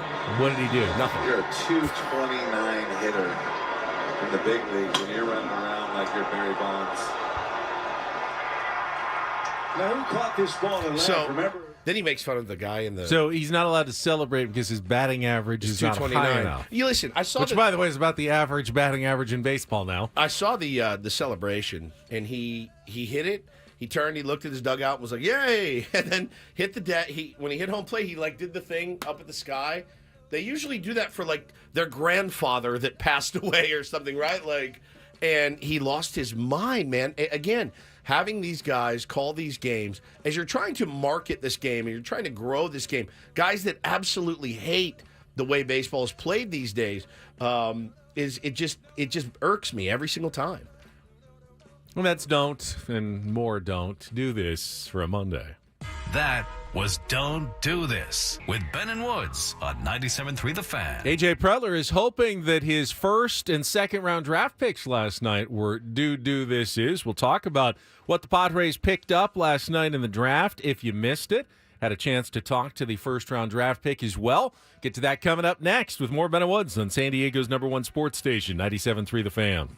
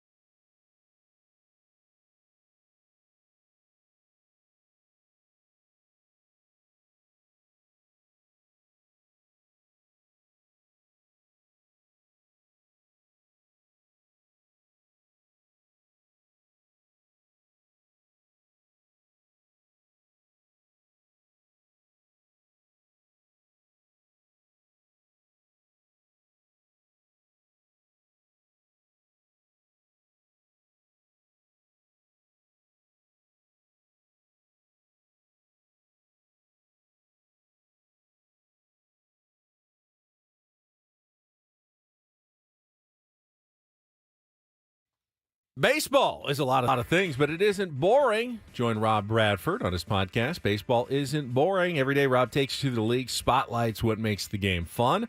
Got to meet him at the winter meetings. That was a lot of fun. Yep. Our Odyssey colleague. You can follow the Baseball Isn't Boring podcast in the free Odyssey app or wherever you get your podcasts. So I'm just going to come clean. I committed a faux pas last night during the Padres introductory Zoom news conference to introduce their first-round draft pick. You didn't know your camera was on and you were nude. No, I was at work. Get your cat filter on. No, it's not quite that bad, but I will come clean and we can talk about the Ben, is that you? I had a different kind of filter apparently on. AJ Cassavell was very mad at me. Very mad How do at you me. make AJ I know, Cassavell that's what hurts me the most. And we'll get to that and talk about the Padres' first and second round draft picks right after a check of traffic here on 97.3 The Fan. From the 97.3 The Fan Traffic Center, here's Kelly Danick. Very few accidents on our roads this morning. It's been mostly about stalled vehicles. Got one on Delmar Heights Road off-ramp, southbound 5. Also, northbound side of the 5 Genesee off-ramp, we have reports of a stalled vehicle over to the right shoulder. Southbound side of the 15, right past West Bernardo, we have reports of some debris in middle lanes. I'm Kelly Danick with Ben and Wood, San Diego's #1 sports station, 97.3 The Fan. So first-year player draft, MLB draft, got underway last night. They did the first 2 rounds. And the first-round draft pick for the Padres with the 25th overall selection went with a pitcher from high school, Elk City High School in Oklahoma, Cash with a K, Mayfield, left-handed pitcher, 19 years old, 2-time Gatorade Oklahoma Baseball Player of the Year. Put up some gaudy stats in high school as, major league quality draft picks tend to do. He went 8-0. His ERA was 0.16. And his whip was 0.27. In fact, he allowed 4 hits. No, not in one game. He allowed 4 hits his entire senior season. He limited opponents to an 0.30 batting average. What in the world? He's not the only guy that'll put up gaudy numbers like that. The competition is completely overmatched. This guy's throwing, easy mid to upper 90s against, high school kids in Oklahoma that have no chance against him whatsoever. The question that I ask is, should Hannah and me and my kids move to Elk Turd, Oklahoma or something? Bo will be an incredible superstar. Hey, what do you guys think of Oklahoma? What do you guys think where was Ryan Weathers from? He had the same kind of numbers.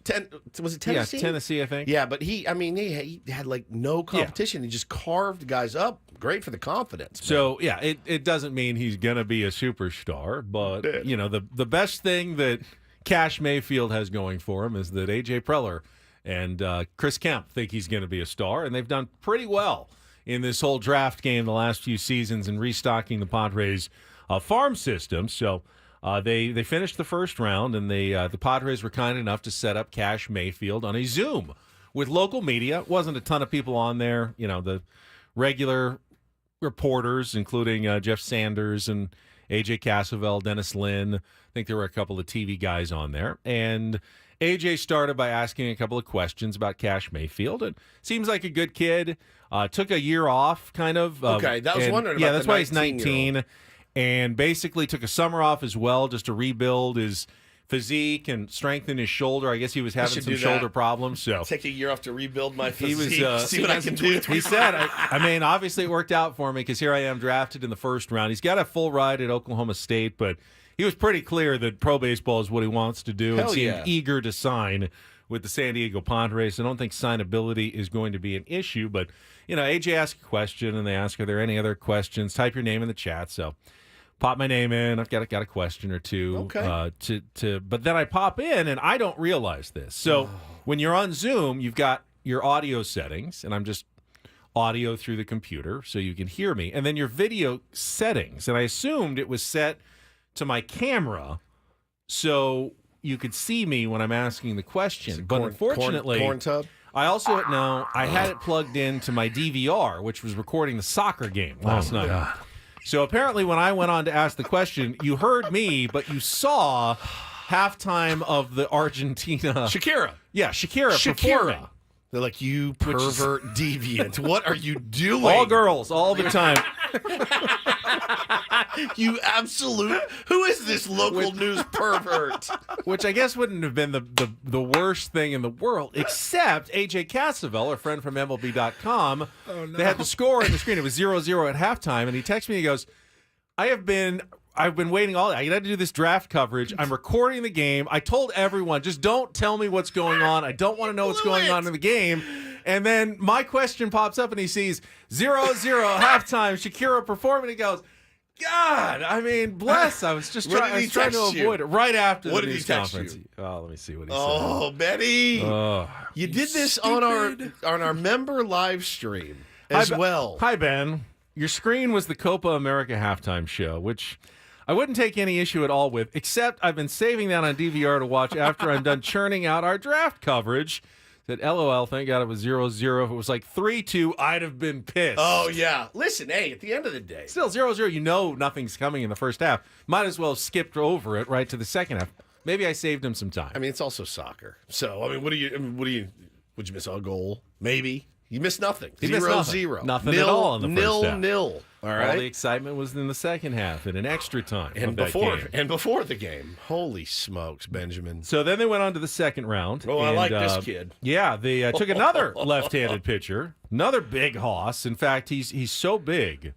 His nickname is Sasquatch, and his name is, I believe, Boston Bateman. Boston Bateman. From Camarillo High School, which is up there kind of in the Ventura area between Los Angeles and Santa Barbara. Kid is, 6'8", 6'7", 6'8"? He is huge. 6'8", 240 pounds. I mean, usually if you're that size and that age, they steer you into, football or basketball. But he is a pitcher on the mound, and basically one of the biggest prospects AJ and Chris Kemp said they have ever seen. 6'8". And he was the second-round pick. And he's got a cool name, Boston Bateman. Both of them have huge. Cool Paulie names. oh, my God, that's him? Yeah, that's him. Oh, my God. Bro, you... Can you swing the bat, too? You feel like you're on deck. You're like, I don't want any part of this guy. Not even a little bit. 120-pound sophomore. He's a high schooler big unit, essentially. Yeah. I mean, and he's like more filled out than even Randy Johnson. Oh, yeah. Jeez, not quite as tall, but... Got the lettuce flowing. Oh, I like it. Purple says it looks like he doesn't have a lot of extension. Yeah, you don't know what you're talking about. He is huge, dude. All right, well, we'll see. We'll see what happens here with these guys. And, it's funny, man. Like, you used to, with baseball, I mean, think about the guys that were drafted last year that are playing right now in the big leagues. Crazy. Like, it's absolutely happening. Usually the upper level guys, but Paul Skeens and Wyatt Langford and all these cats. Paul Skeens went from pitching to LSU to starting the All-Star game in like 13 months. Crazy, dude. So I don't know that that's the path for either of these guys. I did, in a second Zoom, I did ask AJ Preller about that, and I had fixed my camera, so I think he saw me and not the second half of the soccer game. Morning, guys. But I said, obviously, you've traded away a lot of your older upper-level prospects in the last couple of years. Now, you've got good prospects, but they're mostly young, 20 and under. Yeah. Lesko, DeVries, Salas, they're all either 18, 17, 20 years old, and now you've drafted a couple of more teenagers out of high school. Was there ever any thought of maybe going for a more seasoned college guy who might be closer to the big leagues to restock the top of the draft? And AJ was like, not really.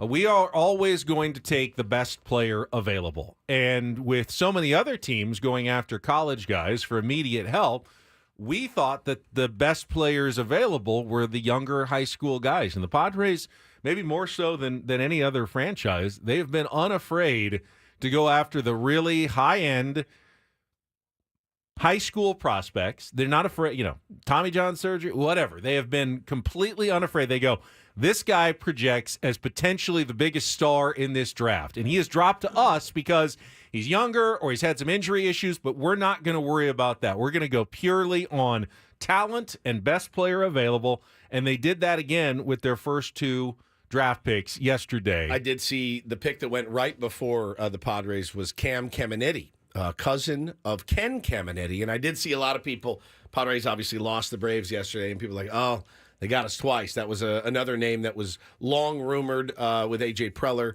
left-handed pitcher, 17-year-old pitcher, left-hander, 24th overall selection by the Braves.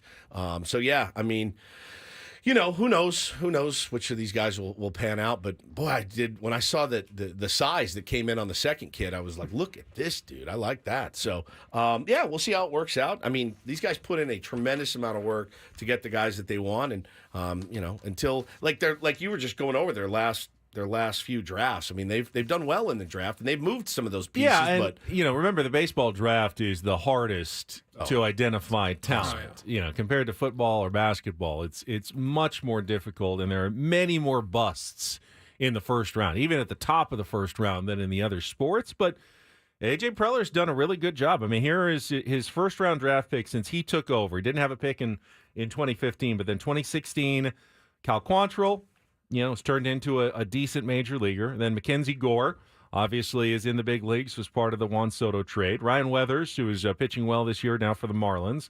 C.J. Abrams, an all-star this year.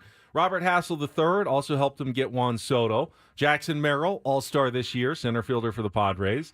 Dylan Lesko, obviously still just 20 years old, but considered one of the top prospects in the Padres system. Dylan Head, who was traded, was he in the Arise or the Cease trade? He was in one of those trades earlier this year, wasn't he? And then now Cash Mayfield. Yep. So, you know, AJ's had a went very to Florida, right? AJ's had a very productive first round draft pick track record over the past decade. Cash Mayfield. Well, welcome to the San Diego Padres. Did you get a chance to talk to him? Ask him any questions? Did talk to him. I asked him about whether it was, you know, the Oklahoma State scholarship and what his thinking was in terms of starting his pro career. And that's when he said, yeah, definitely been looking forward to pro ball my whole life. This is my dream, and excited to join the Padres organization. Now, he was clearly he was at a watch party with his family and everything, and I felt bad for him because at one moment he had to I saw him mute his computer because you can see him talking, and he's looking over at family members. Yo, He's like, shut up! Quiet down! Shut up! Quiet On the damn Zoom! Quiet down! I'm God talking to the dang. San Diego media. Yo, I can't, shut up! I can't even hear the questions. He's got headphones on. He's like, I can't hear anything. Everybody, please be quiet. Yo, shut This is up. my big day. Damn.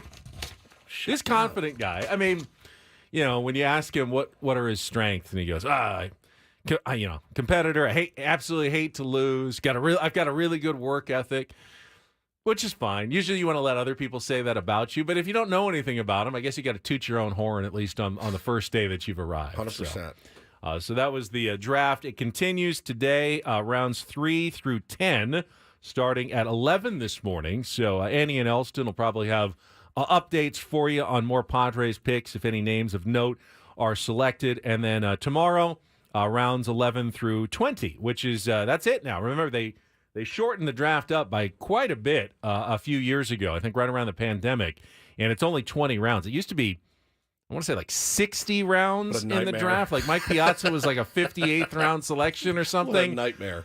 They don't have to do that anymore. And then, you know, the Padres, after the draft is over, will go and sign a bunch of guys who didn't get drafted and refill the farm system as they do every single year. And it's one of the things they do well. Now, once they get them into the system, maybe developing them to their full potential, maybe not the strongest suit of the Padres, but they get them into the system. Keep moving them. You keep moving them. Yeah, and they keep replenishing and reloading through the draft and through international signings, which has undoubtedly been a strength of A.J. Preller during his decade as general manager. No question about it. No question. Good for you for jumping on there last night and you know, exerting your will over young Cash Mayfield. I was able to get a little Cash Mayfield sound on my show last night. Yeah, a little FaceTime. That. I like it. And then where's that sound for this show today? You could have gotten it right off that Zoom if you wanted. But you didn't.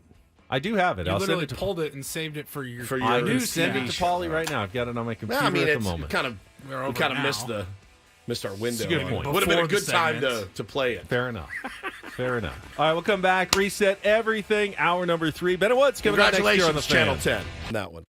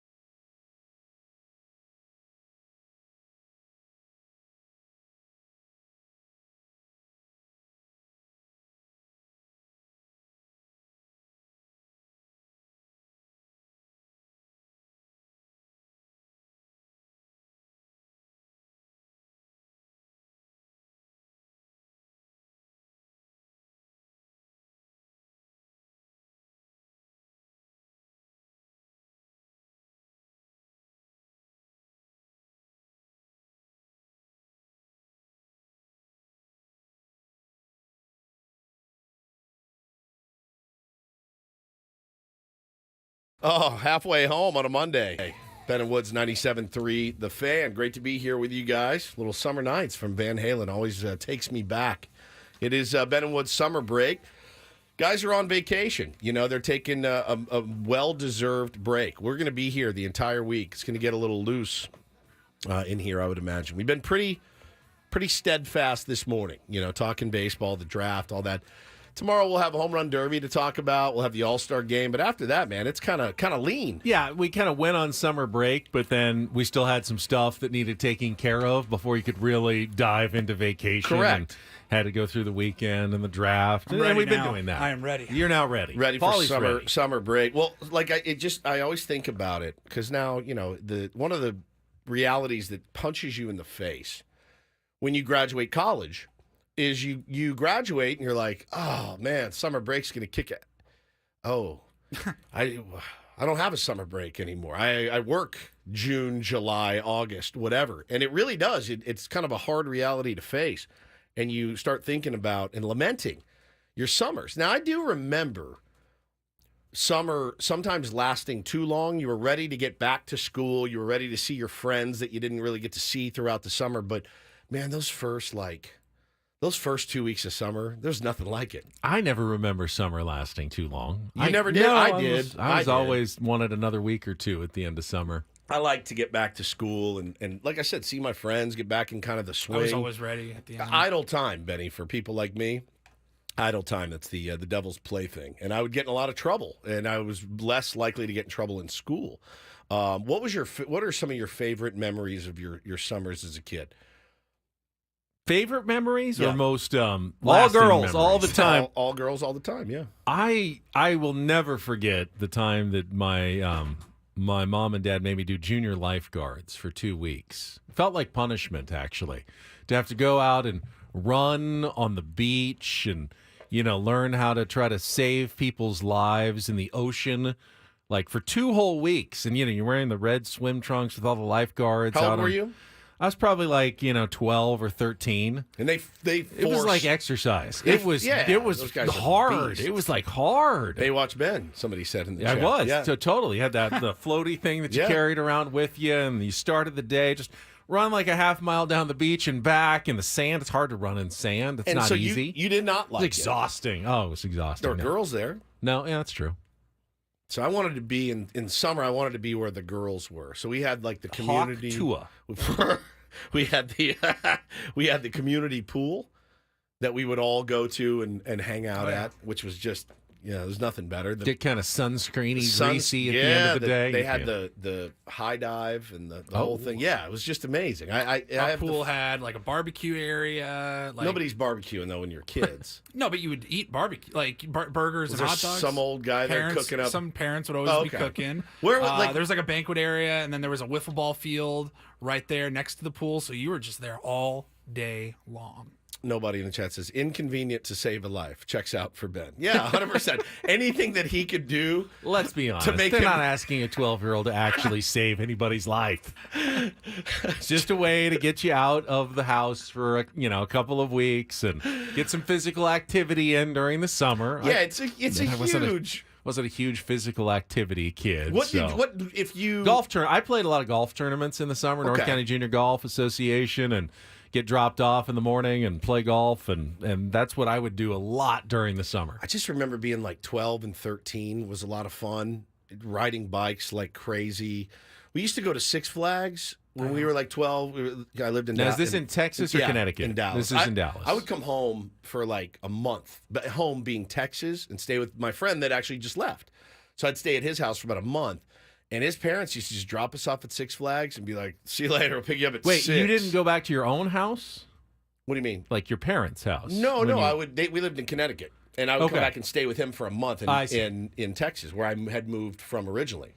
And we rode bikes and like tried to kiss girls. And it was the greatest. It was like the most fun.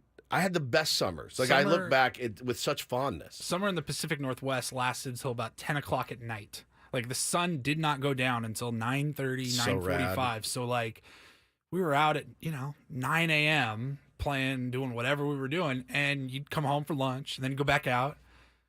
the slip and slide or whatever you're doing. Yeah. And then you go back for dinner. And then you still had Go- like another still light. 6 hours. Go back out. Home run derby We were all playing night. we were playing baseball until like 9 p.m. sometimes. Yeah, you'd think I'd be better at baseball as much as we played in We the did summer. wiffle ball in the yard. That's neighbor kids come over. Ben Higgins' Elite. backyard baseball.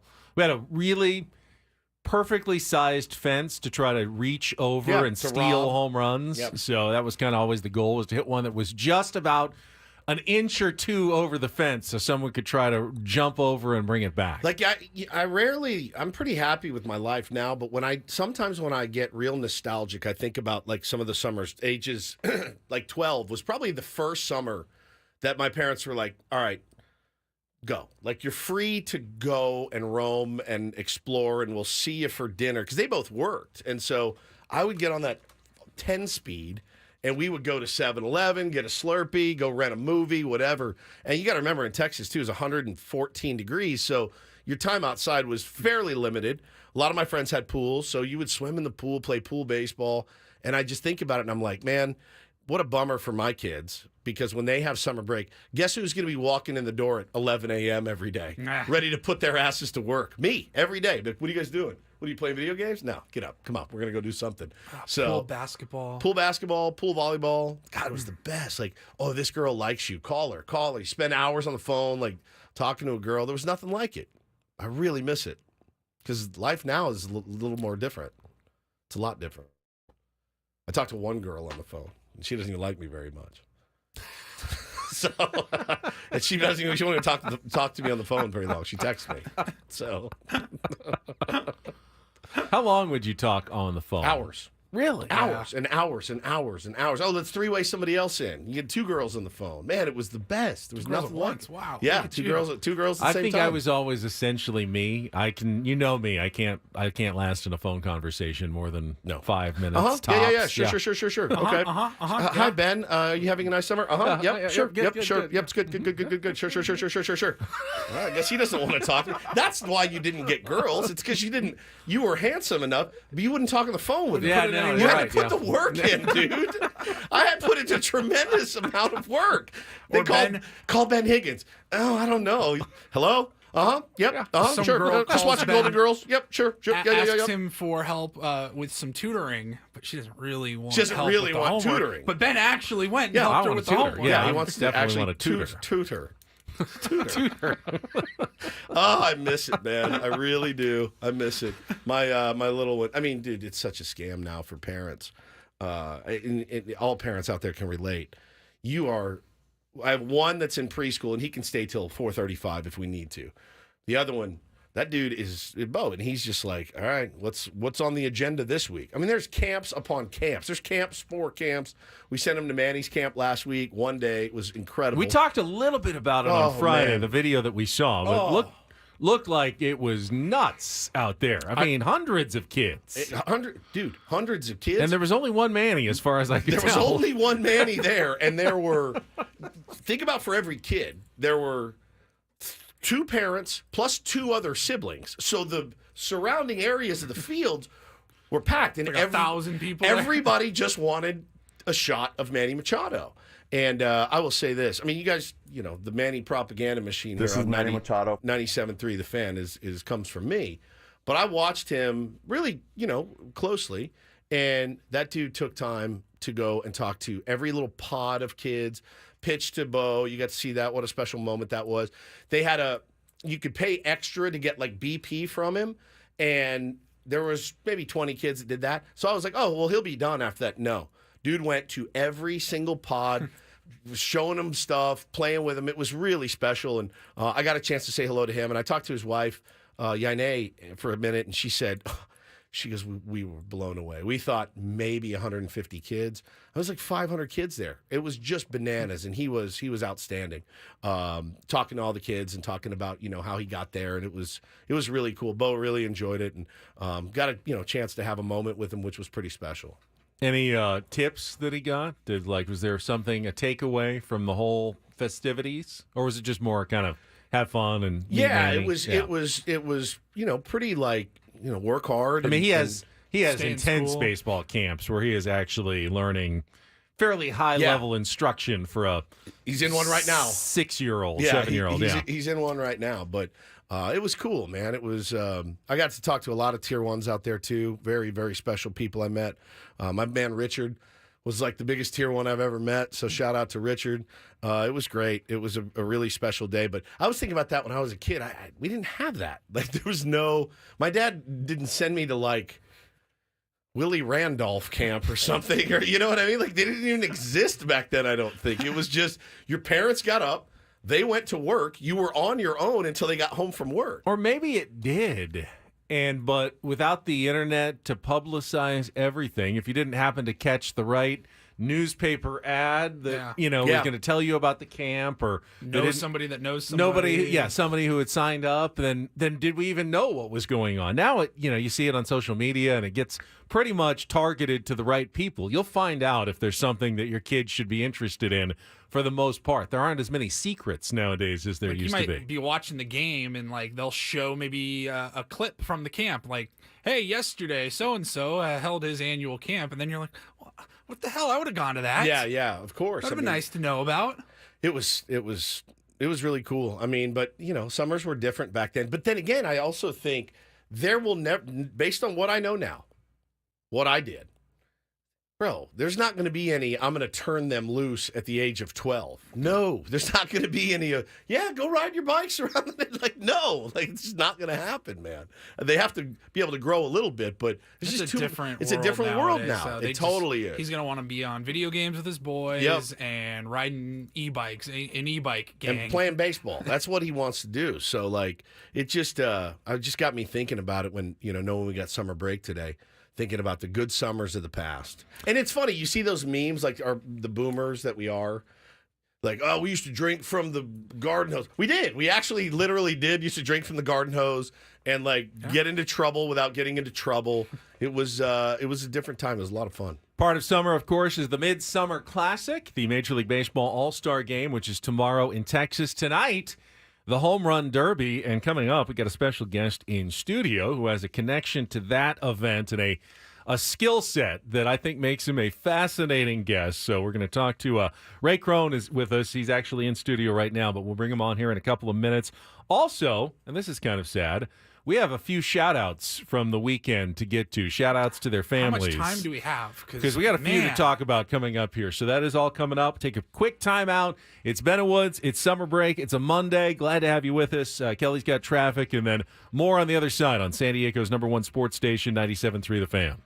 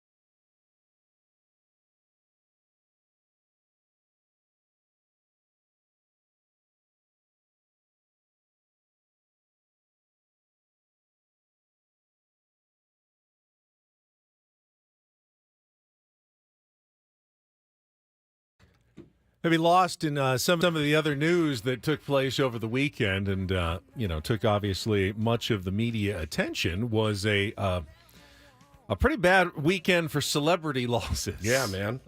Several of them, actually, and all of them kind of unique and different. So as we like to do on our program and salute them in the Ben and Woods fashion, we actually have to go with both of our clips. So, Paulie, why don't we start with the shout-out to his family first. And I really hope we can see more unity and more peace when already things are so difficult. So, shout out to his family. That one goes out to exercise guru Richard Simmons, who passed away over the weekend at the age of 66. Woods, what were your memories of Richard Simmons? Well, when I was a kid, it was him being on Letterman and the banter that those guys would just, I mean, it almost felt mean at the time, but Richard was so good at letting things kind of roll off him, and he was just always himself. He did not know how to be anything other than who he was. So that was my first. Then he kind of had a resurgence on the Stern Show many, many years later, and then kind of fell off there and I guess was not in good health at all. But, I mean, he was, when I was a kid, he was like a staple. Like, he was just always around, Richard Simmons. He was, I saw an old clip of him on Whose Line Is It Anyway with Drew Carey, and just the enthusiasm that he approached everything with. And the message was always good. It was get up and get active. Yeah, and, get moving. Did it in his own kind of quirky way. But certainly for someone of our age, he was just kind of like, you saw him on the infomercials and just on the TV, game shows all the time. Richard Simmons was everywhere. Hollywood Squares. Always on just Hollywood saw him Squares. everywhere. Everywhere. He just was kind of an ubiquitous member of growing up in like the 70s and the 80s and into the 90s, that Richard Simmons, before the internet, he was like that figure that would have been all over the internet today. Oh, yeah. If he had been of a later generation. That's exactly right. He just seemed like such a positive and happy guy. 100%. Always was positive. And it got, the last several years of his life from at least listening to Howard talk about it, I don't think it was very good for him, man, which bums me out. Bums me out a lot because he was a really positive. He was just everywhere when I was a kid. Everywhere. And then on the other side, there were two who are very much queens of their business who we lost over the weekend. So, Paulie, if you would. This is BBC News. We're interrupting our schedules for the following announcement. Buckingham Palace has announced the death of Her Majesty. Just right back into it. Let's start with the maybe less surprising one because she was 96 years old. I thought she was already gone. Dr. Ruth Westheimer. When you told me that this morning, and it was the first I'd heard of it, and B, I thought that it had already happened, so I do apologize. As growing up, when you're a kid, and Dr. Ruth is obviously talking about sex, awkward subjects. Yeah, sex. All right, it is 6 o'clock in the morning. It feels like something you shouldn't be watching, but she seemed like such a nice lady.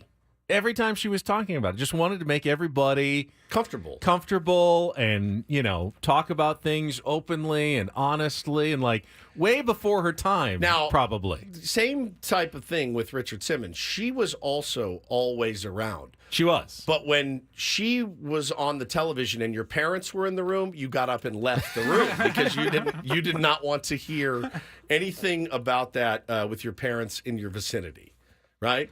True. She had the funny voice, and what was her heritage? Somewhere German. Eastern European, I'm sure. But Dr. Ruth, yeah. And you're like, oh, you're the expert on all of this, okay? When I was a kid, I was like, she is. I mean, she is. Just to have that of being just the leading expert in your field that everyone acknowledges. Yes, this is the person you go to. Yeah. If you are trying to have better relations with your partner, she's the one that can get you right. Get you going. Yeah. Get your head right. 96 years old. Decades of being ahead in her field. And then the other one. That's a cap tip. 96 years old, you tip your cap. That's the other one, much too soon, Shannon Doherty. Beverly Hills 90210, 53 years old after a battle with cancer, passed away over the weekend. She was Brenda Walsh. on Beverly Hills 90210. Loved her. She started, so when the show started, she had just moved, they had moved, the Walshes had moved from where? Like the Midwest, Minnesota. Yep. And she was kind of out of her element. Correct. At Beverly High. And she took an interest in Dylan. But then she became kind of the villain, the bad girl of 90210. She went back and forth there, but she was always a favorite. 53, man, died of cancer. Really, really sad to think that the two of those co-stars from again our youth passed away at a really, really young age. In Luke Perry, he passed away years ago, which is so sad. But shout out to her family as well. Very, very sad story. I've said it before. I was more of Andrea. Andrea. No, you liked Andrea. It's okay, fine. Yeah, who didn't like Andrea? I liked Andrea. She was fine. Jenny Garth though was. Oh yeah. She's a little out of your league. Yeah, of course, of course. Little out of your league. Yeah, Andrea. I mean, maybe. Yeah, you and Andrea have would make a great with, couple. A great couple. Gabrielle Carteris. Right. Yes. Now, did she end up with David, who was the music guy? No, Jenny Garth did. She did. Yeah. Okay, I can forget. I sometimes forget how the relationships ended up. Yeah. On that show. Sad. And there was another one that passed away that you said. I didn't. Oh yeah, James B. Sicking, who was the dad in Doogie Howser and was on I think Hill Street Blues. You'd absolutely know if you don't know the name. You'd absolutely remember him. You saw the guy everywhere. Guest starring on a million TV shows in like the 80s and 90s and cop dramas and sitcoms all over the place. You'd absolutely remember him as well. Yeah. So it's sports, not entertainment. But Jacoby Jones passed away at 40 years old. And they're not really saying. They didn't say what happened. They Super said Bowl he star. passed peacefully at home. Yeah, Baltimore Ravens, just 40 years old, but not really any explanation or details that had been. When was that? Given out just yesterday, I believe. Yesterday morning. That was kind of a shocker and a surprise as well. Obviously, just 40 years old. I don't think anyone had reported that there was any health issues or anything going on. But for a year, right? was he? I think. Yep. Did he? Yeah, came through at some point, but. Yeah, it was the way Paul, it was reported that he passed peacefully at home, like it was something that was expected, but it certainly wasn't something that, at least publicly, people knew anything was going on with Jacoby Jones. All right, it's enough of the downer stuff. It's summer break, all right? Summer break. We're still here. We're still kicking, so let's have some fun. Talk some baseball, talk some home run derby next. Yeah, we got Ray Krohn in-studio. Ray is the GOAT, man. He really is. I mean, we talk about Dr. Ruth. Yeah. The leading expert in her field. Yeah. He's the leading expert in his field. I mean, maybe one guy would disagree with him, but we'll talk about that. Yes. You'll have to hear this story. All right, we'll get to that coming up. Quick timeout. More Ben and Woods coming up next on San Diego's #1 sports station, 97.3 The Fan.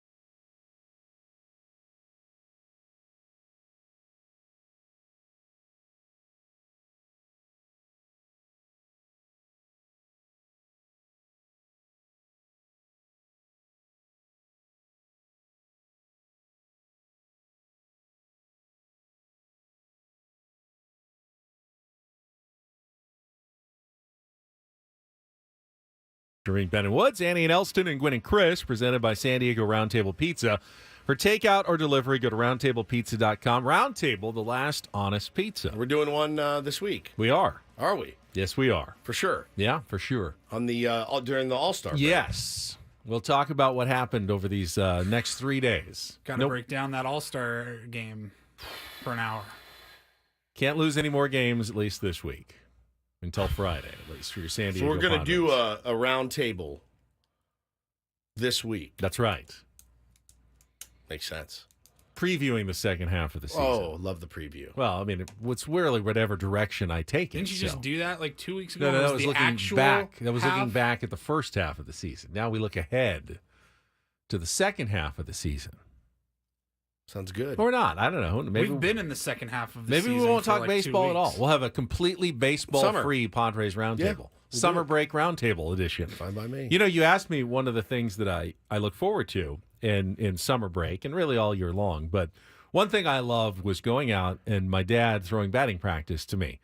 We'd go out to the field all the time. And he was, I thought, one of the better batting practice pitchers out there. Seemed like he could, throw forever and to me and my brother. And usually, I mean, I could probably count on one hand the number of times he actually hit me accidentally in batting practice. Yeah, It was probably on pretty good. purpose. Yeah. But I don't know. He probably did throw inside occasionally to test me. How was Gary at batting Amazing. practice? Incredible. Good too? Yeah, could throw. My dad could throw BP for hours. And I think what killed him, and he just had Tommy John like 3 months ago, was the pop flies. He would go all the way down to the ground, Throw and 'em up in as the air. high as he could throw them. And now guess who likes them? My 6-year-old. So now mine's barking, and I'm like, how did my What dad... about a fungo? Can you fungo it? Not in the middle of the street. No. Fungo straight up in the air. I mean, you'd have to be Windows and things, Tim cars and everything. Flannery would have a tough time fungoing him up that in that close of quarters. But yeah, man, my dad was a great BP until I met Ray. Yes, and thought joining I us knew. after our check of traffic is the guy who is pretty much acknowledged, certainly here in San Diego, but really in baseball circles, as the best BP pitcher around. We'll talk to Ray. Word gets around. Yes, it does. Right after this check of traffic on 97.3 The Fan. From the 97.3 The Fan Traffic Center, here's Kelly Danick. Well, some tough stuff on northbound 805, a collision just before Balboa to the center divide. Then just up ahead before Claremont Mesa Boulevard, got another crash. This one involved several vehicles. Looks like this one is in the center divide as well. Also traveling on northbound 15 at El Norte Parkway off-ramp. There is a collision over to the right shoulder. I'm Kelly Danick with Ben and Woods, San Diego's #1 sports station, 97.3 The Fan. So I first met our next guest, Woods, when I was doing Padres pre- and post-game show in the early 2000s. And, I'd be at the ballpark several hours early before it was open up to the public, and I'd get to see Padres players taking batting practice. And there was always this same guy who was out there throwing BP for hours on end to Padres players.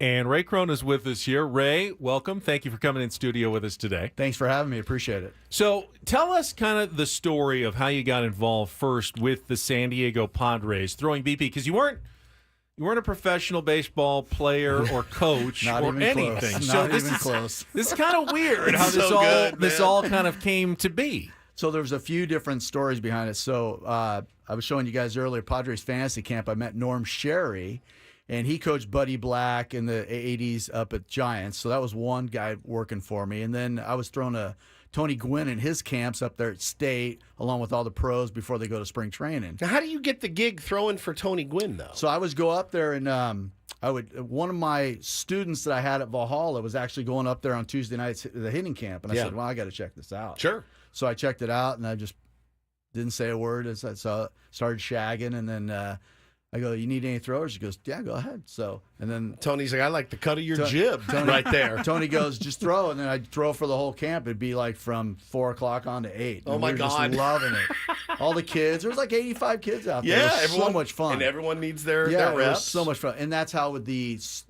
assistants would get paid on the side when they do their camps. Yeah. Because unpaid assistants, of course, there's only 3, Tony and Mark Martinez and Rusty at the time. And that was it. And then I think what really it worked was Brian Giles was on the team, and his old high school baseball coach and I are really good friends. We went to the same high school together at different times. And he couldn't throw to Brian in the offseason in January. His whole schedule changed. So I came out to El Cap, threw to him. He liked what I saw. So first game of the season, they're home. They call me, come on down. So Merv was the hitting coach, and he's the best still. I still talk to him every day. And I came down. Merv goes, let me see what you got. I threw like 6 pitches in the cage. He goes, okay, let's go. And then I threw to David Wells, Greg Maddox, Jake Peavy, and Chris Young was my first group. And I went, oh, my God. Oh, the pitchers group. The pitchers group. Yeah, the pitchers group when they were hitting back in the day. And then the second group was Adrian, Brian, Marcus, and I think it was Mike Cameron in that group. So Bro, it's it's so nerve-wracking to play baseball at any level, but it's also really nerve-wracking to play in front of pros. And to now, not only are you like showing them what you got, but you're actually trying to get them prepared for a game, a real game. These guys are millionaires and the whole thing. And yeah, man, it's just BP. You're not throwing sliders and cutters. You're just trying to get them locked in for the game. But I've been fortunate enough to hit his batting practice before. It's unbelievable. I mean, Woodsy, you want it up, out, low and away, and just bam, bam, bam. Yeah, the skill set, Ray, is it's basically a combination of precision and stamina. Right, that makes a truly great batting practice pitcher. Yes. You can put it where they want it to be, whether they want it low, high, inside, outside, and do that consistently, and then do it on end over and over again for hours without your arm falling off, essentially. Yeah. And you just have this skill.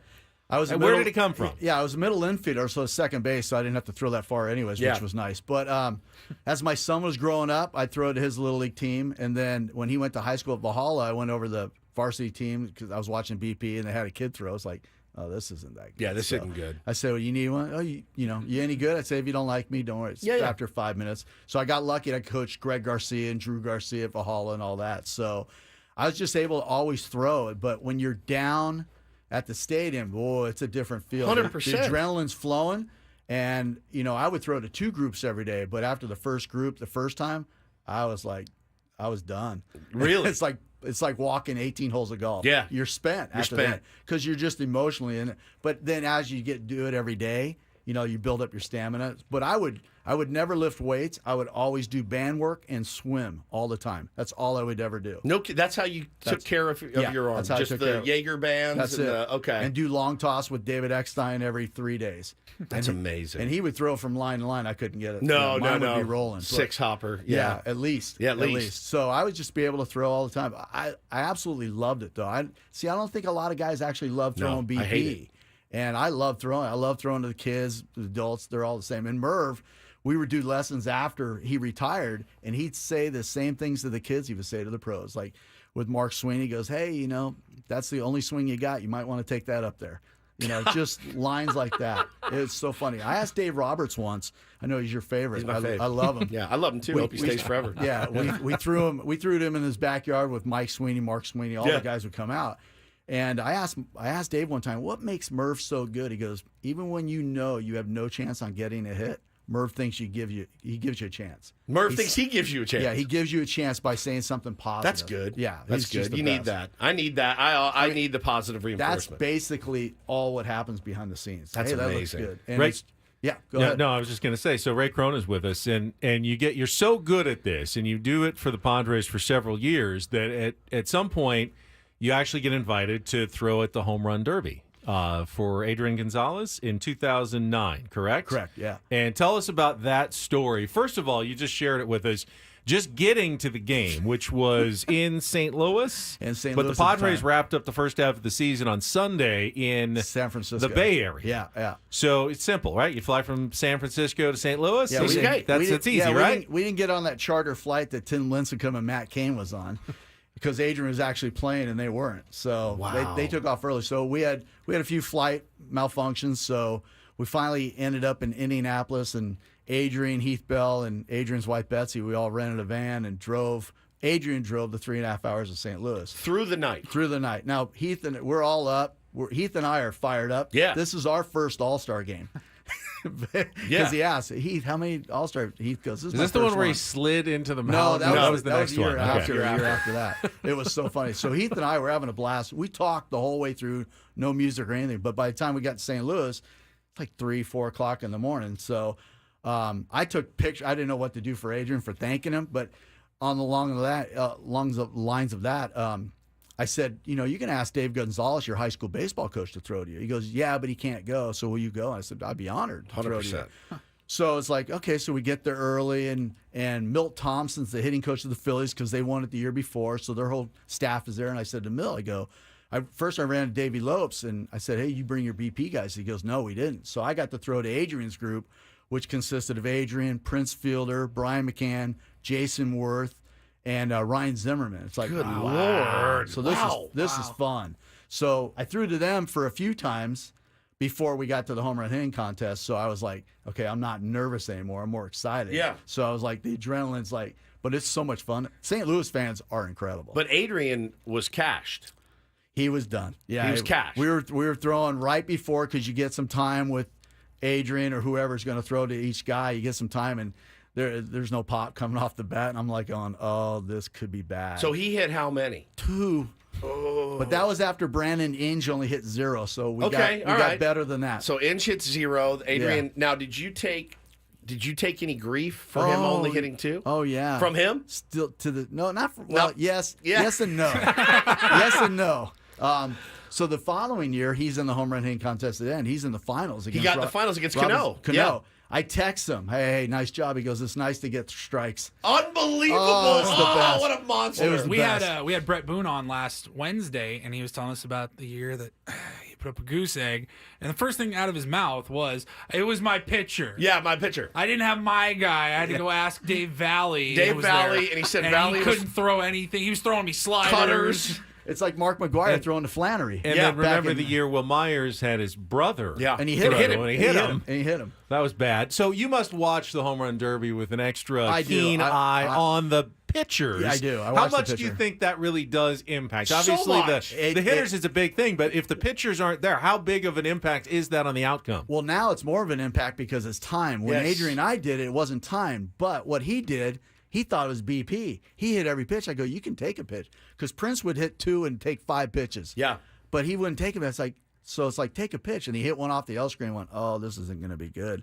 And then, as soon as we got back, KT walks through the clubhouse. God love KT. And he just looks at me and goes, nice job. It's a nightmare, man. Oh. But when they announce, now, San Diego Padres, Adrian Gonzalez, and you got to walk your ass out to that mound, and there's that bucket. You never. But why don't batting practice guys ever use a glove? I can't throw BP unless I have a glove on. So I used to do it, and then I say, well, it's easier to hold 3 balls in one hand and just keep going because it's repetition. Boom. Yep. Especially down here at the ballpark, they got an hour to hit. Yep. So it's more repetition. It's like, how fast can you go? But some guys like it really slow. Depends on who the guy is. So, Ray, how hard do you throw? 63 at best back in the day. So That's people BS. wonder I faced him, dude. No, but people wonder him. why is that preparation? But you're not throwing from the mound. You're throwing from a lot closer. Did you have an estimate of what that comped to for them game speed? They said it was low 90s. I don't know. It's all timing. You'll see that in the Little League World Series. They're throwing from 48 feet or whatever, and the kid's throwing 60 miles an hour. But And it's 95. equivalent of 98 or something. In the I've big leagues. hit BP off Ray, and he's heating it in there. Well, dude. it looks like it is. It is. He's right on top of you, and you're like, oh god, oh god. I mean, it is. It's nerve wracking. Well, it looks like it is because in the home run hitting contest when Adrian was there, the other guys were lobbing it in, and I was throwing. It's like, because I asked Adrian, you want me to change anything? He goes, don't change a thing. No. Be firm. It's like, but he didn't have the turtle over the head. So he needed the shell over him. It's a different feel. And you're just by yourself. You're by Everyone, yourself. I mean, You're by stadium's yourself. full. Everyone you're not watching used on to taking TV. BP in a full stadium. It's usually an empty is stadium. full, and the crowd is into it, and you're more excited than anything. I was more excited. So maybe I was throwing 64, 65, but it was a lot of fun. Adrian, Trevor Hoffman was there when he was with the Brewers, so he got voted. So he threw my stuff in a locker next to him, so I got to be a locker mates with Trevor and Josh Johnson, the big donkey from Miami back in the day, and he just treated me so well, and it was a great experience. So you mentioned the L screen, the net that batting practice pitchers have right in front of them with a little cutout where the ball comes from that protects you. Yes. Is it still somewhat intimidating, though? The best hitters in the world are 45, 50 feet ahead of you and taking full swings. You've got that net, but those balls are rifling out of there. Yeah, chuck and duck. I've checked every ballpark I went to, and to this day, I check the net Yeah. before I throw. Yeah. Oh, One yeah. squirts through the bottom and gets yeah. that ankle or Oh, something. I've Yeah. been hitting the back, on the eye and the side when it was a ricochet, and it's like, what just happened? Ricky Renteria, he was throwing BP once, and he likes getting his head out. Yeah. Before, and he got clocked right in the mouth. And they hit really hard, guys. All right, so tonight you got Pete Alonso, who's won it twice. You got Alec Boehm, This first is his timer. World Series. Yeah. This is Pete Alonso's World Series. You got Adolis Garcia, who he's just If he gets hot, If he gets hot, it's over. Gunnar Henderson, who is just a stud. He's a stud. I actually put a little money on Gunnar. Bobby Witt Jr., Jose Ramirez, who I love, Marcelo Zuna, and Teoscar Hernandez for the Dodgers, who's a pretty prolific home run hitter in his own right. I mean, the even money is basically Pete Alonso. He's done it. He knows exactly how to win it. He's got a swing that's tailor-made for it. I'm so easily swayed. I read something that Gunnar Henderson prepares for this like he prepares for everything. Hard. Very, very hard. So I said, all right, I'll take my chances on him. He's like plus 400 to win it. But did you study who's throwing the pitches? I did not. We just found out that that's just as important. I have no idea. But, I think you have to go I don't think you can go the sentimental route like Will Myers did. I think that's where he blew it. I think, yeah, it'd be cool as hell to have my dad throw. I'm not having my dad out there. I'm not having Ben out there with me. I'm having somebody I trust. Well, Robin Cano, he had his dad throw. He had his dad. It worked out the one year, but the next year he put up a goose It was egg. awful. So you never know. Bryce Harper had his pops doing it. Yeah. He's a stud. And he looked like he's done it I got a lot. my money on Garcia tonight because he's hometown kid, and he's as strong as anybody. He is a bull. So Ray, who took like the best batting practice? The guy that was consistently the best, at least before the game, just in the pure swings that he took in the cage. Are you talking home runs or just base hits? I mean, just whatever your impression of like this guy just took the best BP. Russell the Muscle Besides me. Russell the Muscle Branyan was the most impressive. We're up in Colorado, and he's hitting bombs at the top deck. He was the most impressive. But it's funny. It doesn't always translate against the Definitely breaking not. balls and the sliders No. that they have to face in the game. But in the offseason, I would throw to Adam Jones. First pitch I'd throw to him, low and away, he hit it like it was nothing. I go, okay, you're ready for spring training. Some one guys and done. are just that good. Yeah. Fall out of bed and they can hit. Yeah, I don't know if he might have been a little before you started throwing to the Padres, but Ruben Rivera always was a king of batting practice, and then could never do it during the games. It was 530 hitter. so frustrating. You go watch this guy. He'd put on a show, and you go, this guy's getting an all-star. This Hall of Famer, So you for sure. You throw to Tony, too? I used to throw to Tony Jr. Jr. I millions of pitches to Jr. Millions. That's incredible, man. I like the guys that are like, I'm going to get, I'm working, because every hitter, you want to go Oppo. Just Oppo is where I want to live. I want to live in batting practice. But then the guys, it's like, I got 5 more swings, and they just tattoo them out of the yard. Well, the last round that you throw to each guy, so when we had Matt Stairs here in 2010, his last would be 7 in a row in the right deck. God, it's incredible. Because that's what he did pinch in anyways. Yeah, just turn it on. He was awesome. But That's amazing, most guys would work on their craft the first few rounds. Well, and now tonight, I'm going to be watching the throwers. Now that we had me Ray too. in today, Me I'm going to too. be watching the throwers, and we'll grade them tomorrow. Last thing before you go, I mentioned it earlier that my dad had only hit me a handful of times in BP. What was the worst you ever felt? You must have hit guys over the years. I put Ryan Ludwig on his back. Didn't hit him. Hey, you don't but feel put that him bad. on his Yeah, back. don't feel that He bad probably about deserved that it, one. actually. No, then he hit a home run the next one, so I was good. All right, No, all I right. put him on. It's like, the ball slipped because they're slippery. It's Yeah, like- they are. I went, oh God. Oh, no. This is the end of my career. Yep, that'll do it. was Ray, it. that was awesome, man. Ray, thank you so much for Thanks coming for coming in. in, Love bro. those stories. That's fantastic. That's what our summer break is all about. Ray Krohn, everybody, a long time batting practice pitcher extraordinaire, in with Ben and Woods this morning. Thank you, sir. sir. Appreciate Appreciate it. it, buddy. Thank you. All right, we're going to come back. We got our final hour. Paulie's got some headlines in the Reindl Report. See what else is going on. It actually was a fairly busy sports weekend, so we'll see what grab Paulie's attention when we come back. Final hour, and then Annie and Elston at 10 o'clock. Don't go anywhere as we continue on a Monday morning. Ben and Woods on San Diego's #1 sports station, 97.3 The Fan. Will be right back.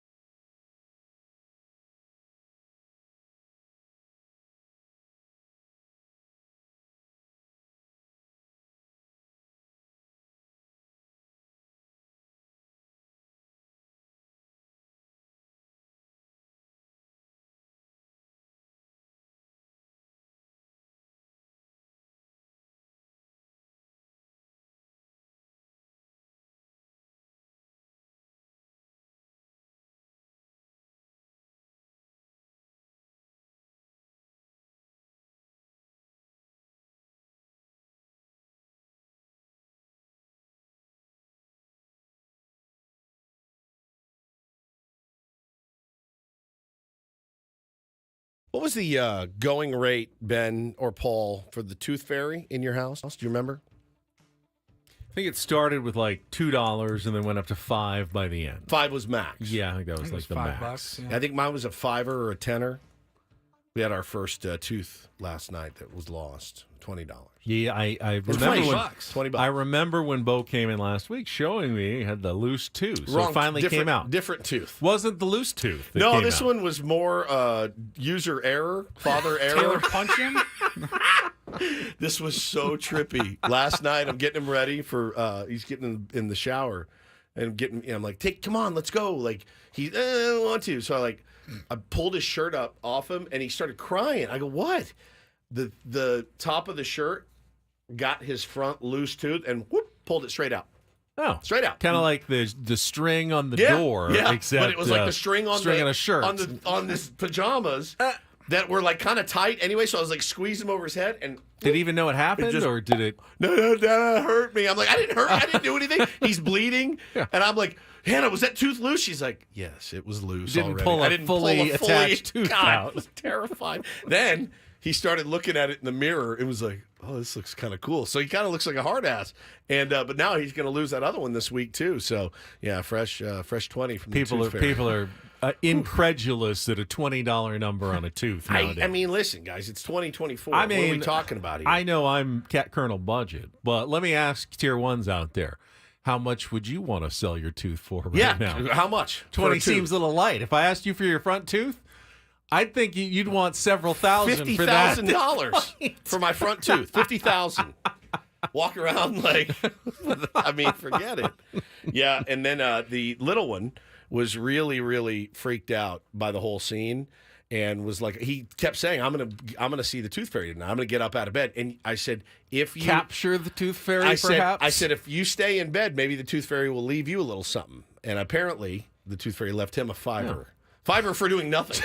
Just doing nothing. Just laying in bed, not getting out of bed. Like a borrow against future teeth lost, perhaps? At the end of the day, guys, so everyone's yelling at I just me. went to the U.S. inflation calculator. Well, hold on. Look. Okay, so let me show you my wallet. I had a 20, I had a 5, and I had 5 singles. Okay? So the 5 went to the little one. Allegedly, the tooth fairy takes the money from me. And then I had, what was I going to give him? 5 singles? It's a strip club. I mean, so few people carry cash nowadays. That's kind of an issue. Yeah. With the tooth fairy. Right. Because then you could run to the ATM, but all they have are 20s and 100s. He said to me last night, he goes, you know what would be a good way to make money? Is if you just keep putting the same tooth under the... I go, I think the tooth fairy knows, genius. She's going to know because you're only missing one. The tooth fairy takes the tooth. Yeah, tooth fairy takes the tooth. And then it in a zip- disappears. I also learned that the tooth fairy now prefers it in a Ziploc bag. Not just loose Not under just the loose pillow. under the pillow. Well, that makes sense. It's more sanitary that way. Somebody said kids take Apple Pay now. Yeah, it's just Apple Pay. Venmo. So, Because I think I was your like Zelle $5 a account tooth. now has another $5 in it. I think I was Fairy. a 5, and I do want to say because my mom's very generous. I think I got a 10 one time, and I was pretty stoked. See, I was, First tooth though, when I was $20. 6 years old, that would have been 1996. Okay. So a $20. Well, do mine. $20 now. I'm getting there. So $20 now for a tooth would have been $10 in 1996. Okay. And then so Call it 1981. 81. Yeah. That would bring us to. That would be a $5.79 All right, transaction. so about 20 is right. not as 20 is not as unreasonable. unreasonable. Little generous, but not ridiculously so. Right. And now I'm like, should I have left him 30? You know, Or like our should- parents, they'd be lucky to get a quarter. Oh my God! Back right? in the day. Literally a quarter.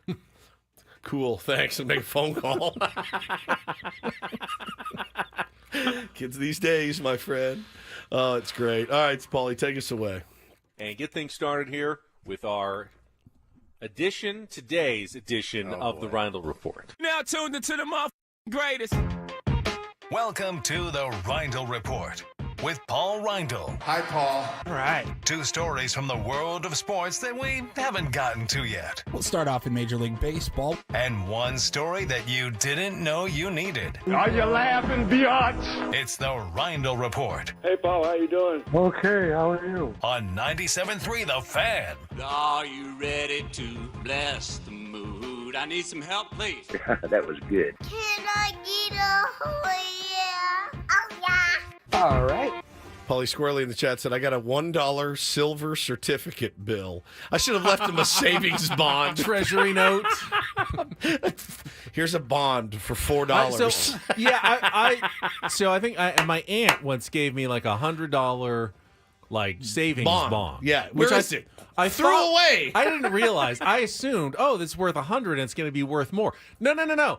That'll be worth $100 in 20 years if you hold on to it. That's what $100 savings bond means. My grandparents. Right now, it's only worth like $4. I think I used to sell them to my dad for like 10%. My grandparents used to wrap those up. Oh, cool, $50 savings money, cash it out in 2020. Has anyone ever made it all the way through? Who's going to hold on to it for that long? You know how much bond money's floating around out there? Lost. What a scam. God, that was a scam. What a scam. Oh, man. All right, gentlemen. Baseball, a little bit on hold right now, All-Star break, but we do have a couple of stories here for you from the weekend. It was not that long ago, like last week. I think I had a story. Colton Brewer, I think was the name, the Cubs pitcher that broke his hand for punching the dugout wall, and he was out for a while after that. And now we have Dane Myers has entered the chat. Marlins outfielder broke his ankle after kicking a door in their loss to the Reds this weekend. Broke his ankle? Said on Sunday that he fractured his ankle after he angrily kicked a door. He's played in 40 games for the Marlins this year. He was ejected on Saturday night in the 8th inning, arguing with the umpire, and he was still hot, kicked a door. Skip's going to take up smoking or something. Yeah, for real. Just like this team, bro. What is he doing during the break right now? Says, I took a swipe at the door with my foot, and I didn't think I kicked it that hard, but I fractured my foot. 40 games up in the big leagues, too. I mean, you just never know. You never know if your spot's waiting for you when you get back after 40 games in the show, man. It's just... They were talking about last night, they're talking about Sean Reynolds, how he got called up to the bigs with the Marlins. He's so excited. He gets your first call up. 3 days left. You're like, ooh, I'm definitely going to get it. I mean, the Marlins, I'm getting in the game. Nothing. Goes down, struggles, finally gets the call up. It's been 3 days since he's been... Reynolds here. Yeah, Moonlight, 100%. And it had been 3 days. You're going into the All-Star break. You're like, I don't know if I'm ever going to see the field. And when they call him in, call him up, and now he's one of the 21,000 or whatever that's gotten a chance to do it. So that's tough luck, man. It's good lesson. Good lesson. Yeah. And then learn the hard way. We got some more baseball news. 2 notes here for Ben's Los Angeles Dodgers. So Yamamoto was transferred to the 60-day IL. So that is a that wasn't the Dodger injury news that caught my eye over the weekend. I'm guessing it's this next one here. Yes. Big, tall left-hander Dustin May. Right-hander. Nasty right-hander. Yes. Excuse me. He getting ready to do a rehab assignment, I think, was what everyone for the Dodgers was excited about. He was finally going to start working on coming back and returning to the rotation, but he's going to miss the rest of this year. He had surgery to repair an esophageal. That's not tear. that's not an arm injury. His throat. It's not like a meniscus in the knee. Oh. The esophagus is the tube that goes from your throat to your stomach. I don't know where it was torn or so I'm reading how you would tear that. Jeff Passan wrote on ESPN, the injury, sources said, first appeared during a dinner and required intervention after May sought attention the next day for pain in his throat and stomach. Medical personnel diagnosed the tear in May's throat and acted quickly. He's expected to make a full recovery, but he will be out all year long. Sew it back together. Surgery on your esophagus. I mean, you definitely don't want things getting through that aren't supposed to be, you want that tube to be intact. You want it to be solid. Yeah. Yeah. Do you ever eat too fast and swallow? Yes. And you're like, and God, it feels like God. Yeah, it's You're not choking. No, but it's just taking a while. But you can feel like it's stuck a little bit there. Yeah. You can what breathe. do they say? 27 times. Oh, yeah. Nobody's ever not done good at that. Yeah. I was like 1, 2, swallow. Yeah, me too. 1, 2, swallow. Save that.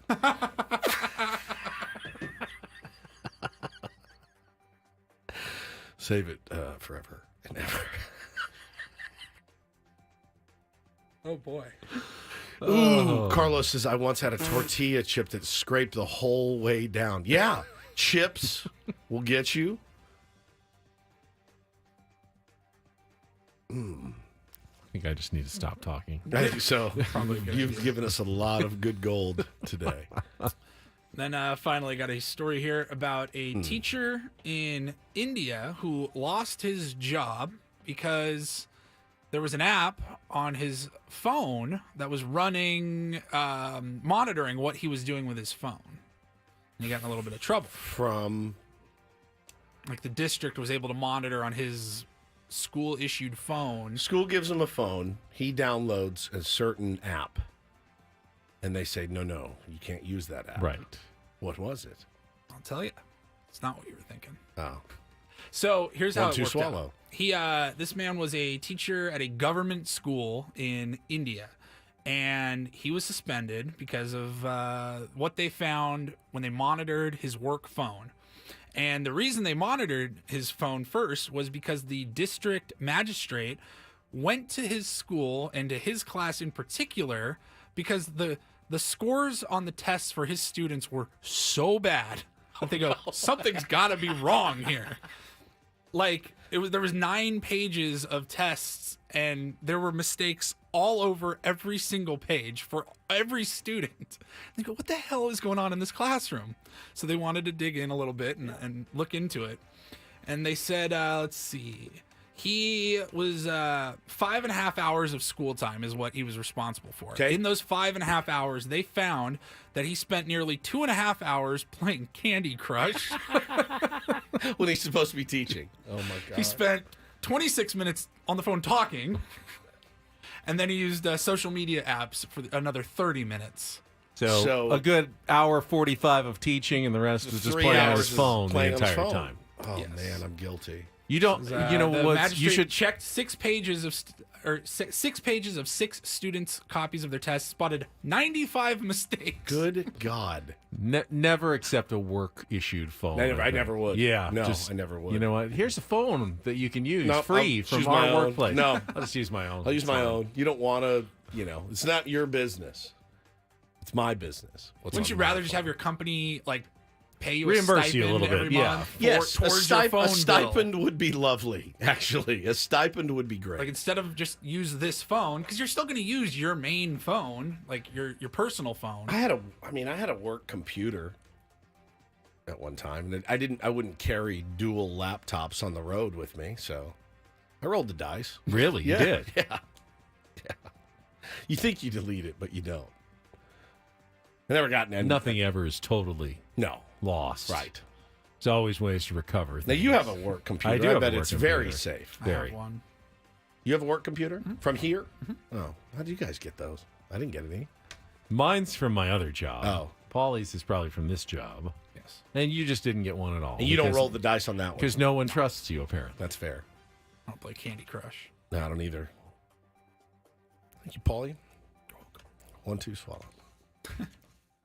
Nice job, as always, Paulie, on the Reindl Report. All right, we've got a couple of segments left. There actually were quite a bit of other things going on in the world of sports that even Paulie didn't get to that I wouldn't mind recapping a little bit if we have some time here coming up. So we'll do that. It's our summer break. It's Ben and Woods. Glad to have you with us. Let's check traffic with Kelly and be back with more right after this on 97.3 The Fan.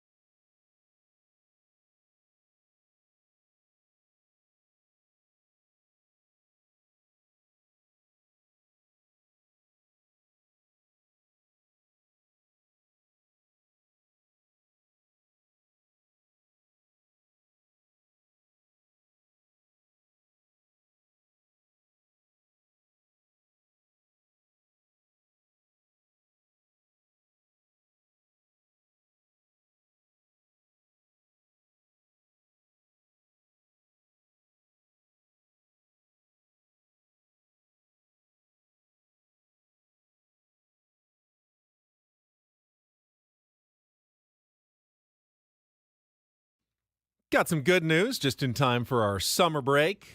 Saw yesterday on their social media account that our friends at Virgin are going to be releasing the third batch of the Tier 1 Pale Ale this Friday. Yes, indeed, my our friend. Ben Woods collaboration beer that we went in and helped develop the first time around. Got our hands right there in the hops. In the hops and the barley malt. and the malt. I was integral in the production of it. You were? Yeah, integral. But whatever we did, it came out really well, and people love the Tier 1 Pale Ale. So the can alone is spectacular, and it still is a trip to have our own beer, and we'll never get old. And they're re-releasing it again. When? Friday. Yes. Friday at all their tasting rooms. Carlsbad. They got the Arbor downtown. They've got the new one up in Escondido. I may be missing even another one. The Oasis. The Oasis. I'm never drinking against, but I hope you guys After your weekend. Not weekend. One Just day. one day. One Thursday. night. Yeah. Did you actually not even have another drink the entire weekend after that? Water and Gatorade. That's it. That's it. Didn't go to either of the second or third shows I you were saw going to go what to. I needed to see. It's fine. Which I told you at the very I know. at the very I start. know. You don't need to go 3 straight days. You were right. Once was enough. I'm good. So you guys enjoy that as much as you like. More for you. So anyway, looking forward to that. Yes. On Friday.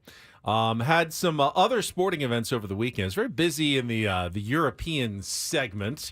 I had the Wimbledon final yesterday, which was a pretty good matchup. I like waking up on Sunday morning and there's already sporting events underway. Save that. Save that. Yeah. So, yeah, just popped on my phone and was going to the 1, third 2, set. swallow.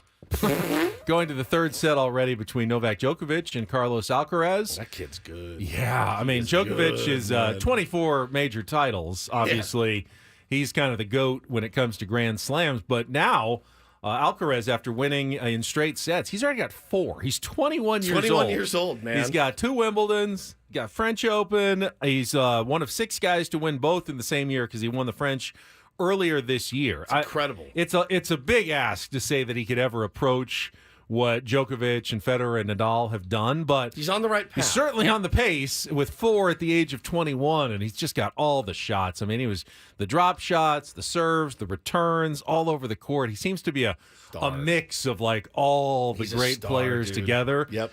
He's kind of got the look and just Kind seems of got the look. He's got the look. He's got some yes. charisma. So, tennis has been looking kind of for the next star. They found it on the men's side. Yep. There hasn't been an American star in so long. We're so used like to it Pete now. Sampras and Andre Agassi. We're like a decade and a half since those guys were really relevant and in their prime, and it's been a long time. Even on the women's side, there's some women's players, but nothing like Serena and Venus when they were in their heyday. Now it's kind of split. I mean, you get kind of random winners like Barbara Krejcikova, who won the 31st seed, won on the women's side. There's really no dominant players. But on the men's side, Alcaraz has a chance to really be a special player and someone that people are going to pay attention to for years to come. And then I had the Scottish Open yesterday in golf, which was a pretty cool scene because no one from Scotland had actually won the Scottish Open in 25 years. And Robert McIntyre, who is the lefty from Scotland, was trailing in the final round and then just charged on the back nine. An incredible eagle on 16 to tie for the lead with Adam Scott, who's not from Scotland. He's just a Scot. Right. And then made a birdie on the last hole, and everyone goes crazy, nuts, to see the countryman win the Scottish Open and set up what should be a good week this week. The Open Championship at Royal Troon, the final golf major of the year, gets underway early Thursday, our time. A lot of little pot bunkers and everything you get about links-style golf. Yeah, they said the weather was really nice in Scotland. There was very little wind this week at the Scottish Open. Yeah, temperatures were still in the 50s. Right. This is summer. Summer, and they were saying the good weather, and it was like 58 degrees, and that was good for Scotland in the summer. Good God. So, yeah, weather can always be a big factor when it comes to the Open Championship Yeah, it's this one week. of my favorites to watch. I mean, it's just vast, vast views and the gnarly vegetation that they have, the bunkers, the gorse, yeah. And the just the long hay that they got to hit out of it. Oh, my God. Nightmare, dude. It's a Ball total just nightmare. runs and rolls forever. I mean, 'cause- I look at those courses, I'm like, I'd shoot 140. Oh, yeah. And I'd lose 3 dozen balls. I mean, it's just, It's what makes those guys amazing. So, yeah, I'm looking forward to that this week, too. So that'll be kind of fun. You'll get some golf talk on summer break, for sure. Well, hopefully. That's what it's for. That's what golf is. Yeah, summer break is a great time for golf all over the place, which is great. So, I watched a little tennis and golf yesterday, and then obviously Padres are off until Friday, and we talked about it earlier, but really tough road trip to start the second half of the season coming up. Yeah. I mean, you better use this rest time. But there's no, kind of slowly getting into gear in the second half. No. Because with the Guardians, Nationals, and the Orioles as the first 3 series coming out of the break, as you mentioned, Woods, earlier in the show, you come out and you go 2-7. Well, all of a sudden, you're burying yourself in the wild card race. Well, you can't afford a slow start to the second half of the season now. All those teams, too, that we were leaving for dead, they're not dead. Turns out they didn't die. They have gotten rejuvenated, Ben, and I'm talking about the Mets.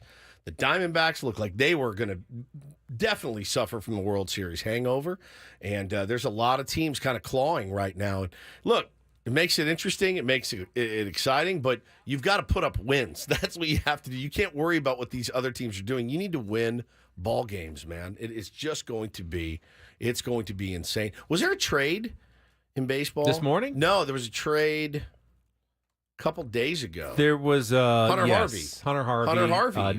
The Nationals seem to be throwing up the white flag a little bit. Yes. Which maybe helps as the Padres do have that series in Washington coming up. Yeah, and he went to the Royals. Royals are going to, they're going to try to make a push, man. But on the other side, the Padres have 6 games against the Pirates still coming up in August, and I thought they might be a team that waves the white flag, but they just swept the White Sox over the weekend, did what they were supposed to do. They're back at 500. Yep. They're just a half game behind the Padres and Diamondbacks, who are just a game behind the Mets, or just a game and a half behind the Cardinals. So it's really bunched up, and the Padres will have to face some of these teams down the stretch in the second half of the season, including maybe a Pirates team that, they're putting their owner to the test here. They really are. You're in it. You're 500. You're a game and a half out of a playoff spot. What are you going to do? Because your instinct is, let's sell players, let's save money, let's get more prospects. But at some point, you got to go the other way. You have give to, your fans a reason to come to the ballpark. That's exactly right. And with Paul Skeens on the team, I know Jared Jones is on the IL right now. There's a reason to go to be a Pittsburgh Pirates fan right now. And if you're Bob Nutting, you cannot at all wave the white flag. You just can't. You have to kind of go for it. Speaking of Skeens, you weren't here on Friday, but it was named the All-Star starter. Your thoughts on? Can't wait. Yeah, I think that's. Are you kidding me? If you pretty easy call. If you don't like that, then I don't know if you like baseball. He is just as fun to watch as anybody I've seen in the last 25 years. It gives you appointment viewing in the first inning. Paulie and I talked about this on Friday. Chris Sale would have been a logical choice, but he's not pitching because he pitched yesterday. Ranger Suarez had a good first half of the season, but as Paulie says, no one's tuning in to watch Ranger Suarez. But they will tune in to see Paul Skeens face Aaron Judge and Juan Soto. Yes. Gunnar Henderson in the first inning. So that's should have been a no-brainer, and finally Major League Baseball actually didn't kick the bid on this one and put the right guy in to start the All-Star game. It's actually going to create some buzz and draw some eyeballs to the game tomorrow night. I mean, we're baseball fans. We're going to be watching anyway, but there's going to be a lot of eyes on this that probably normally wouldn't be because of him, because of who his girlfriend is, because, he's a social media sensation because of her. And look, at the end of the day, it's great for the game. It's not like he's undeserving. He wasn't up for the first 6 weeks. Yeah, he didn't have a choice. The Pirates didn't call him up because they wanted to manipulate his service time. They did that. And so now he's your All-Star game starter, and he is electric to watch. And did you see who has all of a sudden rounded into form? Old friend Blake Snell took a perfect game into the 7th inning yesterday. Was broken up by another former Padre, Manuel Margot. Well, it is mid-July, so yeah, yep. Makes sense. Giants beat the Twins 3-2, so they take 2 out of 3. They remain, firmly a couple games under 500, but certainly in the wild card race. Now, you missed it on Friday, but Max Searle from Dave, our friend, our Tier 1, he called in and he had a trade proposal. And if you missed it, why don't I'm going to hold that. I missed it. I'm going to give what Max proposed, and I was like, all right, it's not the It's not the worst idea I ever heard. It is trade proposal season. So we can do that in our final segment. Coming up with Ben and Woods next on 97.3 The Fan. Don't go away.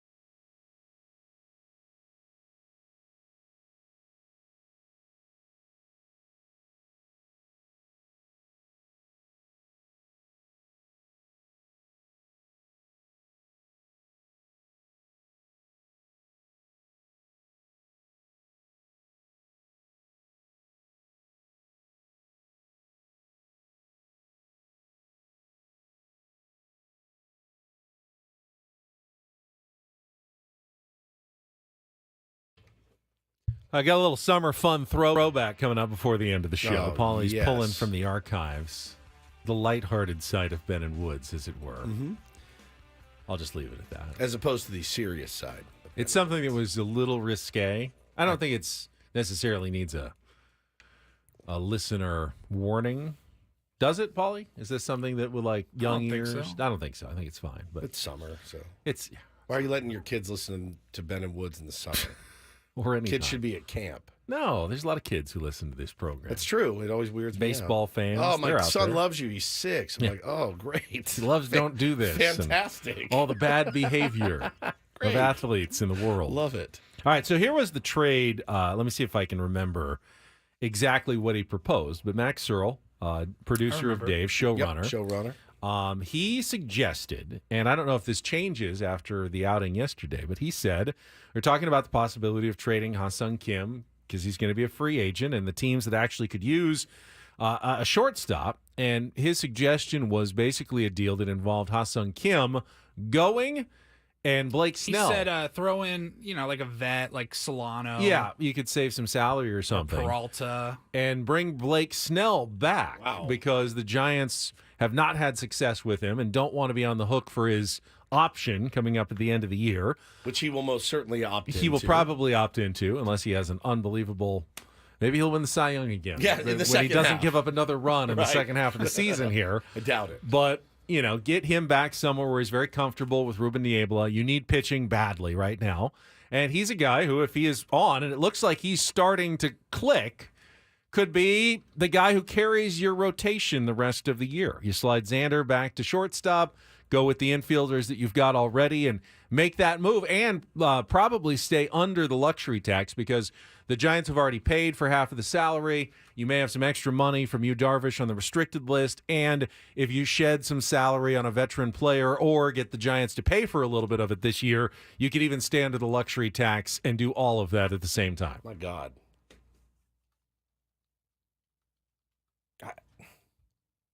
My first instinct was this is too crazy. This has to be a no. But the more I thought about it, doesn't seem like it's totally out of the realm of possibility. I mean, the Giants are also making a run, and they also need pitching.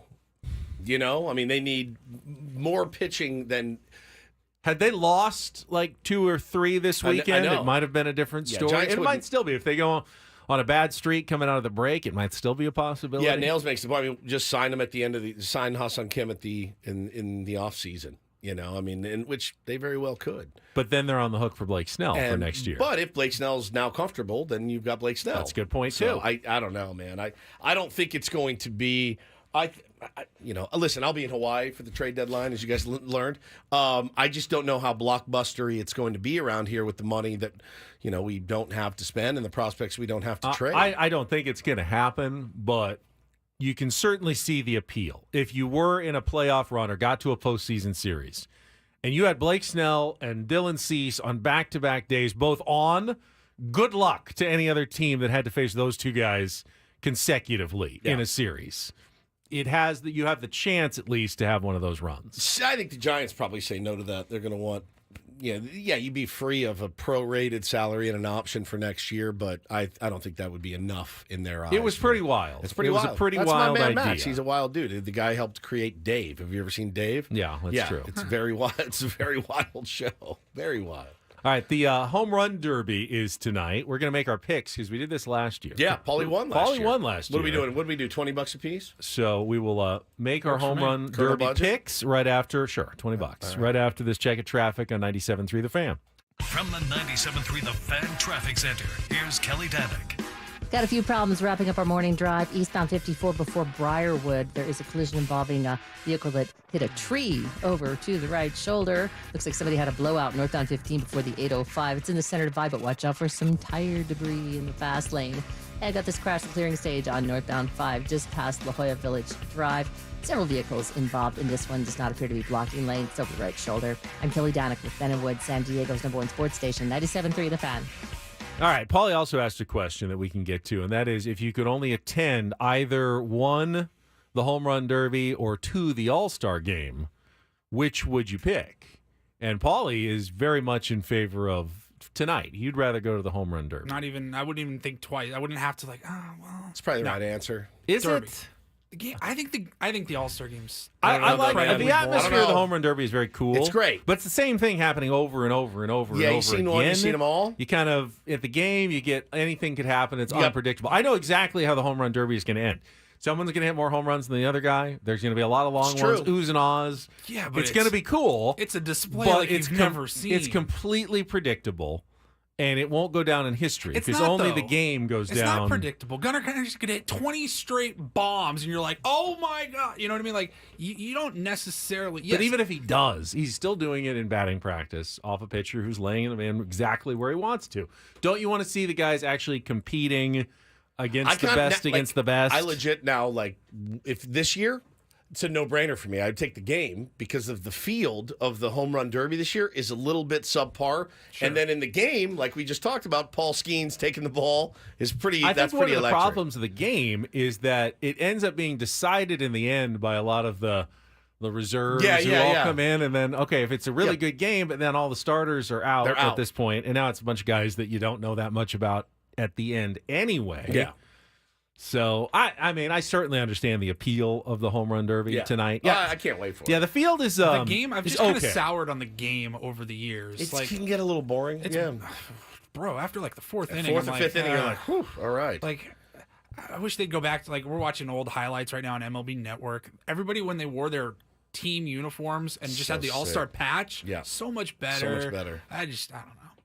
And that was when the All-Star game meant something, which I do agree. I think that was stupid that you determined home field advantage in the World Series. I liked it. An exhibition game. I liked it at the time because it was maybe different. You had a team only had you didn't know if your guys were even going to get in and make a difference or not. I went when it was here. I went to both. I went to the Derby, watched Giancarlo just murder baseballs. That was pretty cool. I don't really remember much about the game.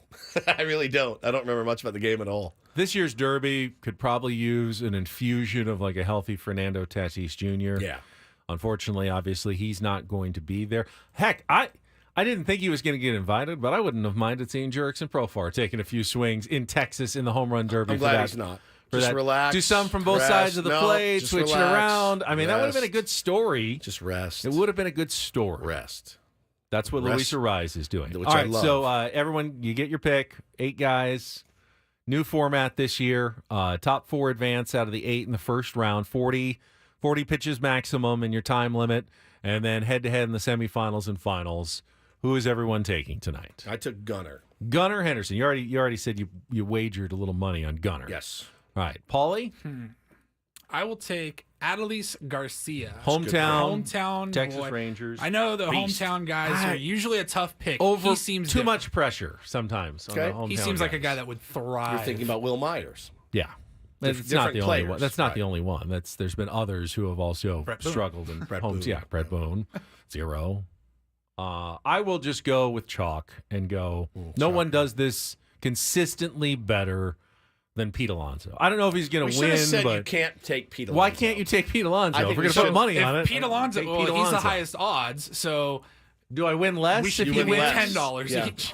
Yeah, you win less money. You get $10. I mean, I don't know if he's going to win, but I feel confident he's going to deliver a decent performance. And it'll come out to see if anyone just is spectacular or not. But he's going to put up his homers. He's going to put up his numbers. We should have He just knows, done a draw. He knows how to home run derby. He knows. Yes, he does. Oh, I can't wait for him back deadlifting, deadlifting between. It's going to be amazing. It's amazing.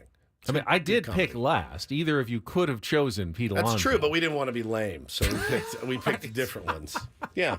I would have picked Alec Boehm Yeah, before I picked take Alec Pete Alonso. Boehm. I don't want to pick Alec Boehm. All right. So Bobby what happens? Witt Jr. Yeah, Bobby Witt Jr. Great pick. What happens if any of the other 3 guys? 5 guys win. 5 guys. Nothing. Nothing. Nobody wins anything. All right. Right. We donate $20 to No, charity. we don't donate $20 to charity if one of the 5 It's like, guys what, you wins. insane? He hates charity so much. So much. Helping people, saving people's lives. Why is everyone so mad that I picked Pete Alonso? It's an easy pick. We should have done a blind draw. Well, we'll do it next year. All right, Gunnar, Pete, and Garcia. Garcia. All right. Adolis.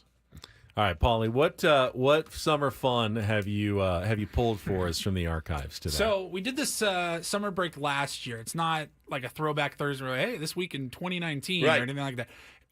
So look at the back. End It's a of summer the year, reflection. We do our top 10 moments of the show throughout the entire year. So at the All-Star break, during summer break, we kind of did like the first half look backs of moments on our show. Sure. Mid-season All-Stars. Yeah. Ben and Wood's All-Star moments And from the since- first half of 2024. Since you've been very weird today Very with some of the randy. drops Weird. we've added to the Ben Drops folder. All girls, all the time.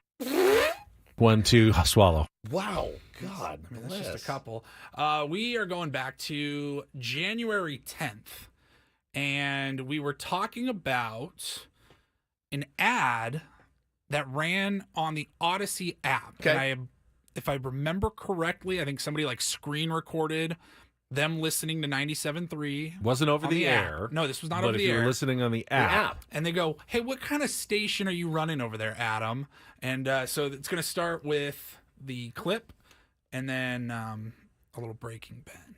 Play it again. Want a little more pleasure in your life? Make 2024 your year to experience more pleasure than you thought possible. Lovers has the best adult toys, lingerie, and accessories to explore alone or together. Let our associates guide you on your pleasure journey and save 20% on your purchase with Lovers Afterglow rewards. Just mention Lovers 20 at one of our 12 Southern California locations. Offer valid for free Lovers Afterglow rewards membership until January 31st. Some exclusions apply. Membership. Time is running out, guys. It's January 31st. Get on your pleasure. 12 locations. You can't be that far, right? From one of them somewhere. I don't think I've run across any of them. I definitely haven't either. I actually think I went to one last month. Oh, to get the Because edible underwear, right? I believe it was a Lover's off the 78 in San Marcos. I had to find the edible crotchless gummy underwear. And how was that experience for you? Walking in. This will shock you. I was the only one there. Okay. Was it jarring? It was really weird. There have been a lot of... It was like a superstore for those items. Bass Pro Shops. Yeah, the Bass... more like Ass Pro Shops, to be honest with you.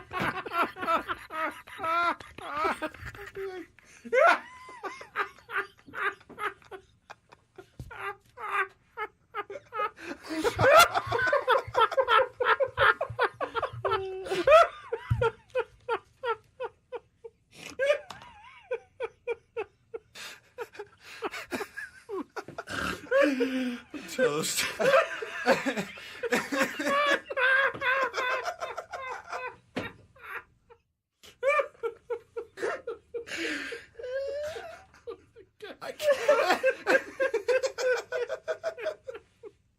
I can't tell. I broke him and I broke myself.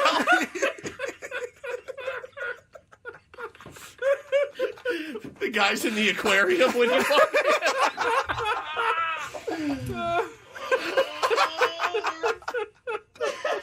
Hey, welcome to Ask Pro Shops. Just standing there, wienerless in an aquarium. Forgot about that story. I can't tell if this is the worst radio show Or the best. radio show we've ever done. I'm with you, man. Oh, I'm with you I know what 100%. Darko would say. I still, there's still a little voice in my head like, just play the Michael King audio before people lose their minds. But it's so good. Oh, Ben, that was fantastic. That's the exact same one that broke Ben Yep. earlier. Yes. Article Sound System was the band. How pleasurable is everyone's 2024 been? Has everyone been on a nice, pleasure-filled journey as she promised? As she promised we would. I do still have my Ass Pro Shops hats out in the car in Our case boy I ever Jordan, need to. our boy that plays on the Tier 1, our boy Jordan made that for you, and it is legendary. So good. Holy cow! What does she say? Play the beginning I haven't had a lot of again. occasions to break it out. Right. And wear it in Want a public. little more pleasure in your life? Yes. Make 2024 your year to experience more pleasure than you thought possible. Okay. Lovers has the best adult toys, lingerie, and accessories to explore alone or together. Let our Whoa. associates guide you on your pleasure journey and save 20% on your purchase with Are your Lovers Afterglow. associates?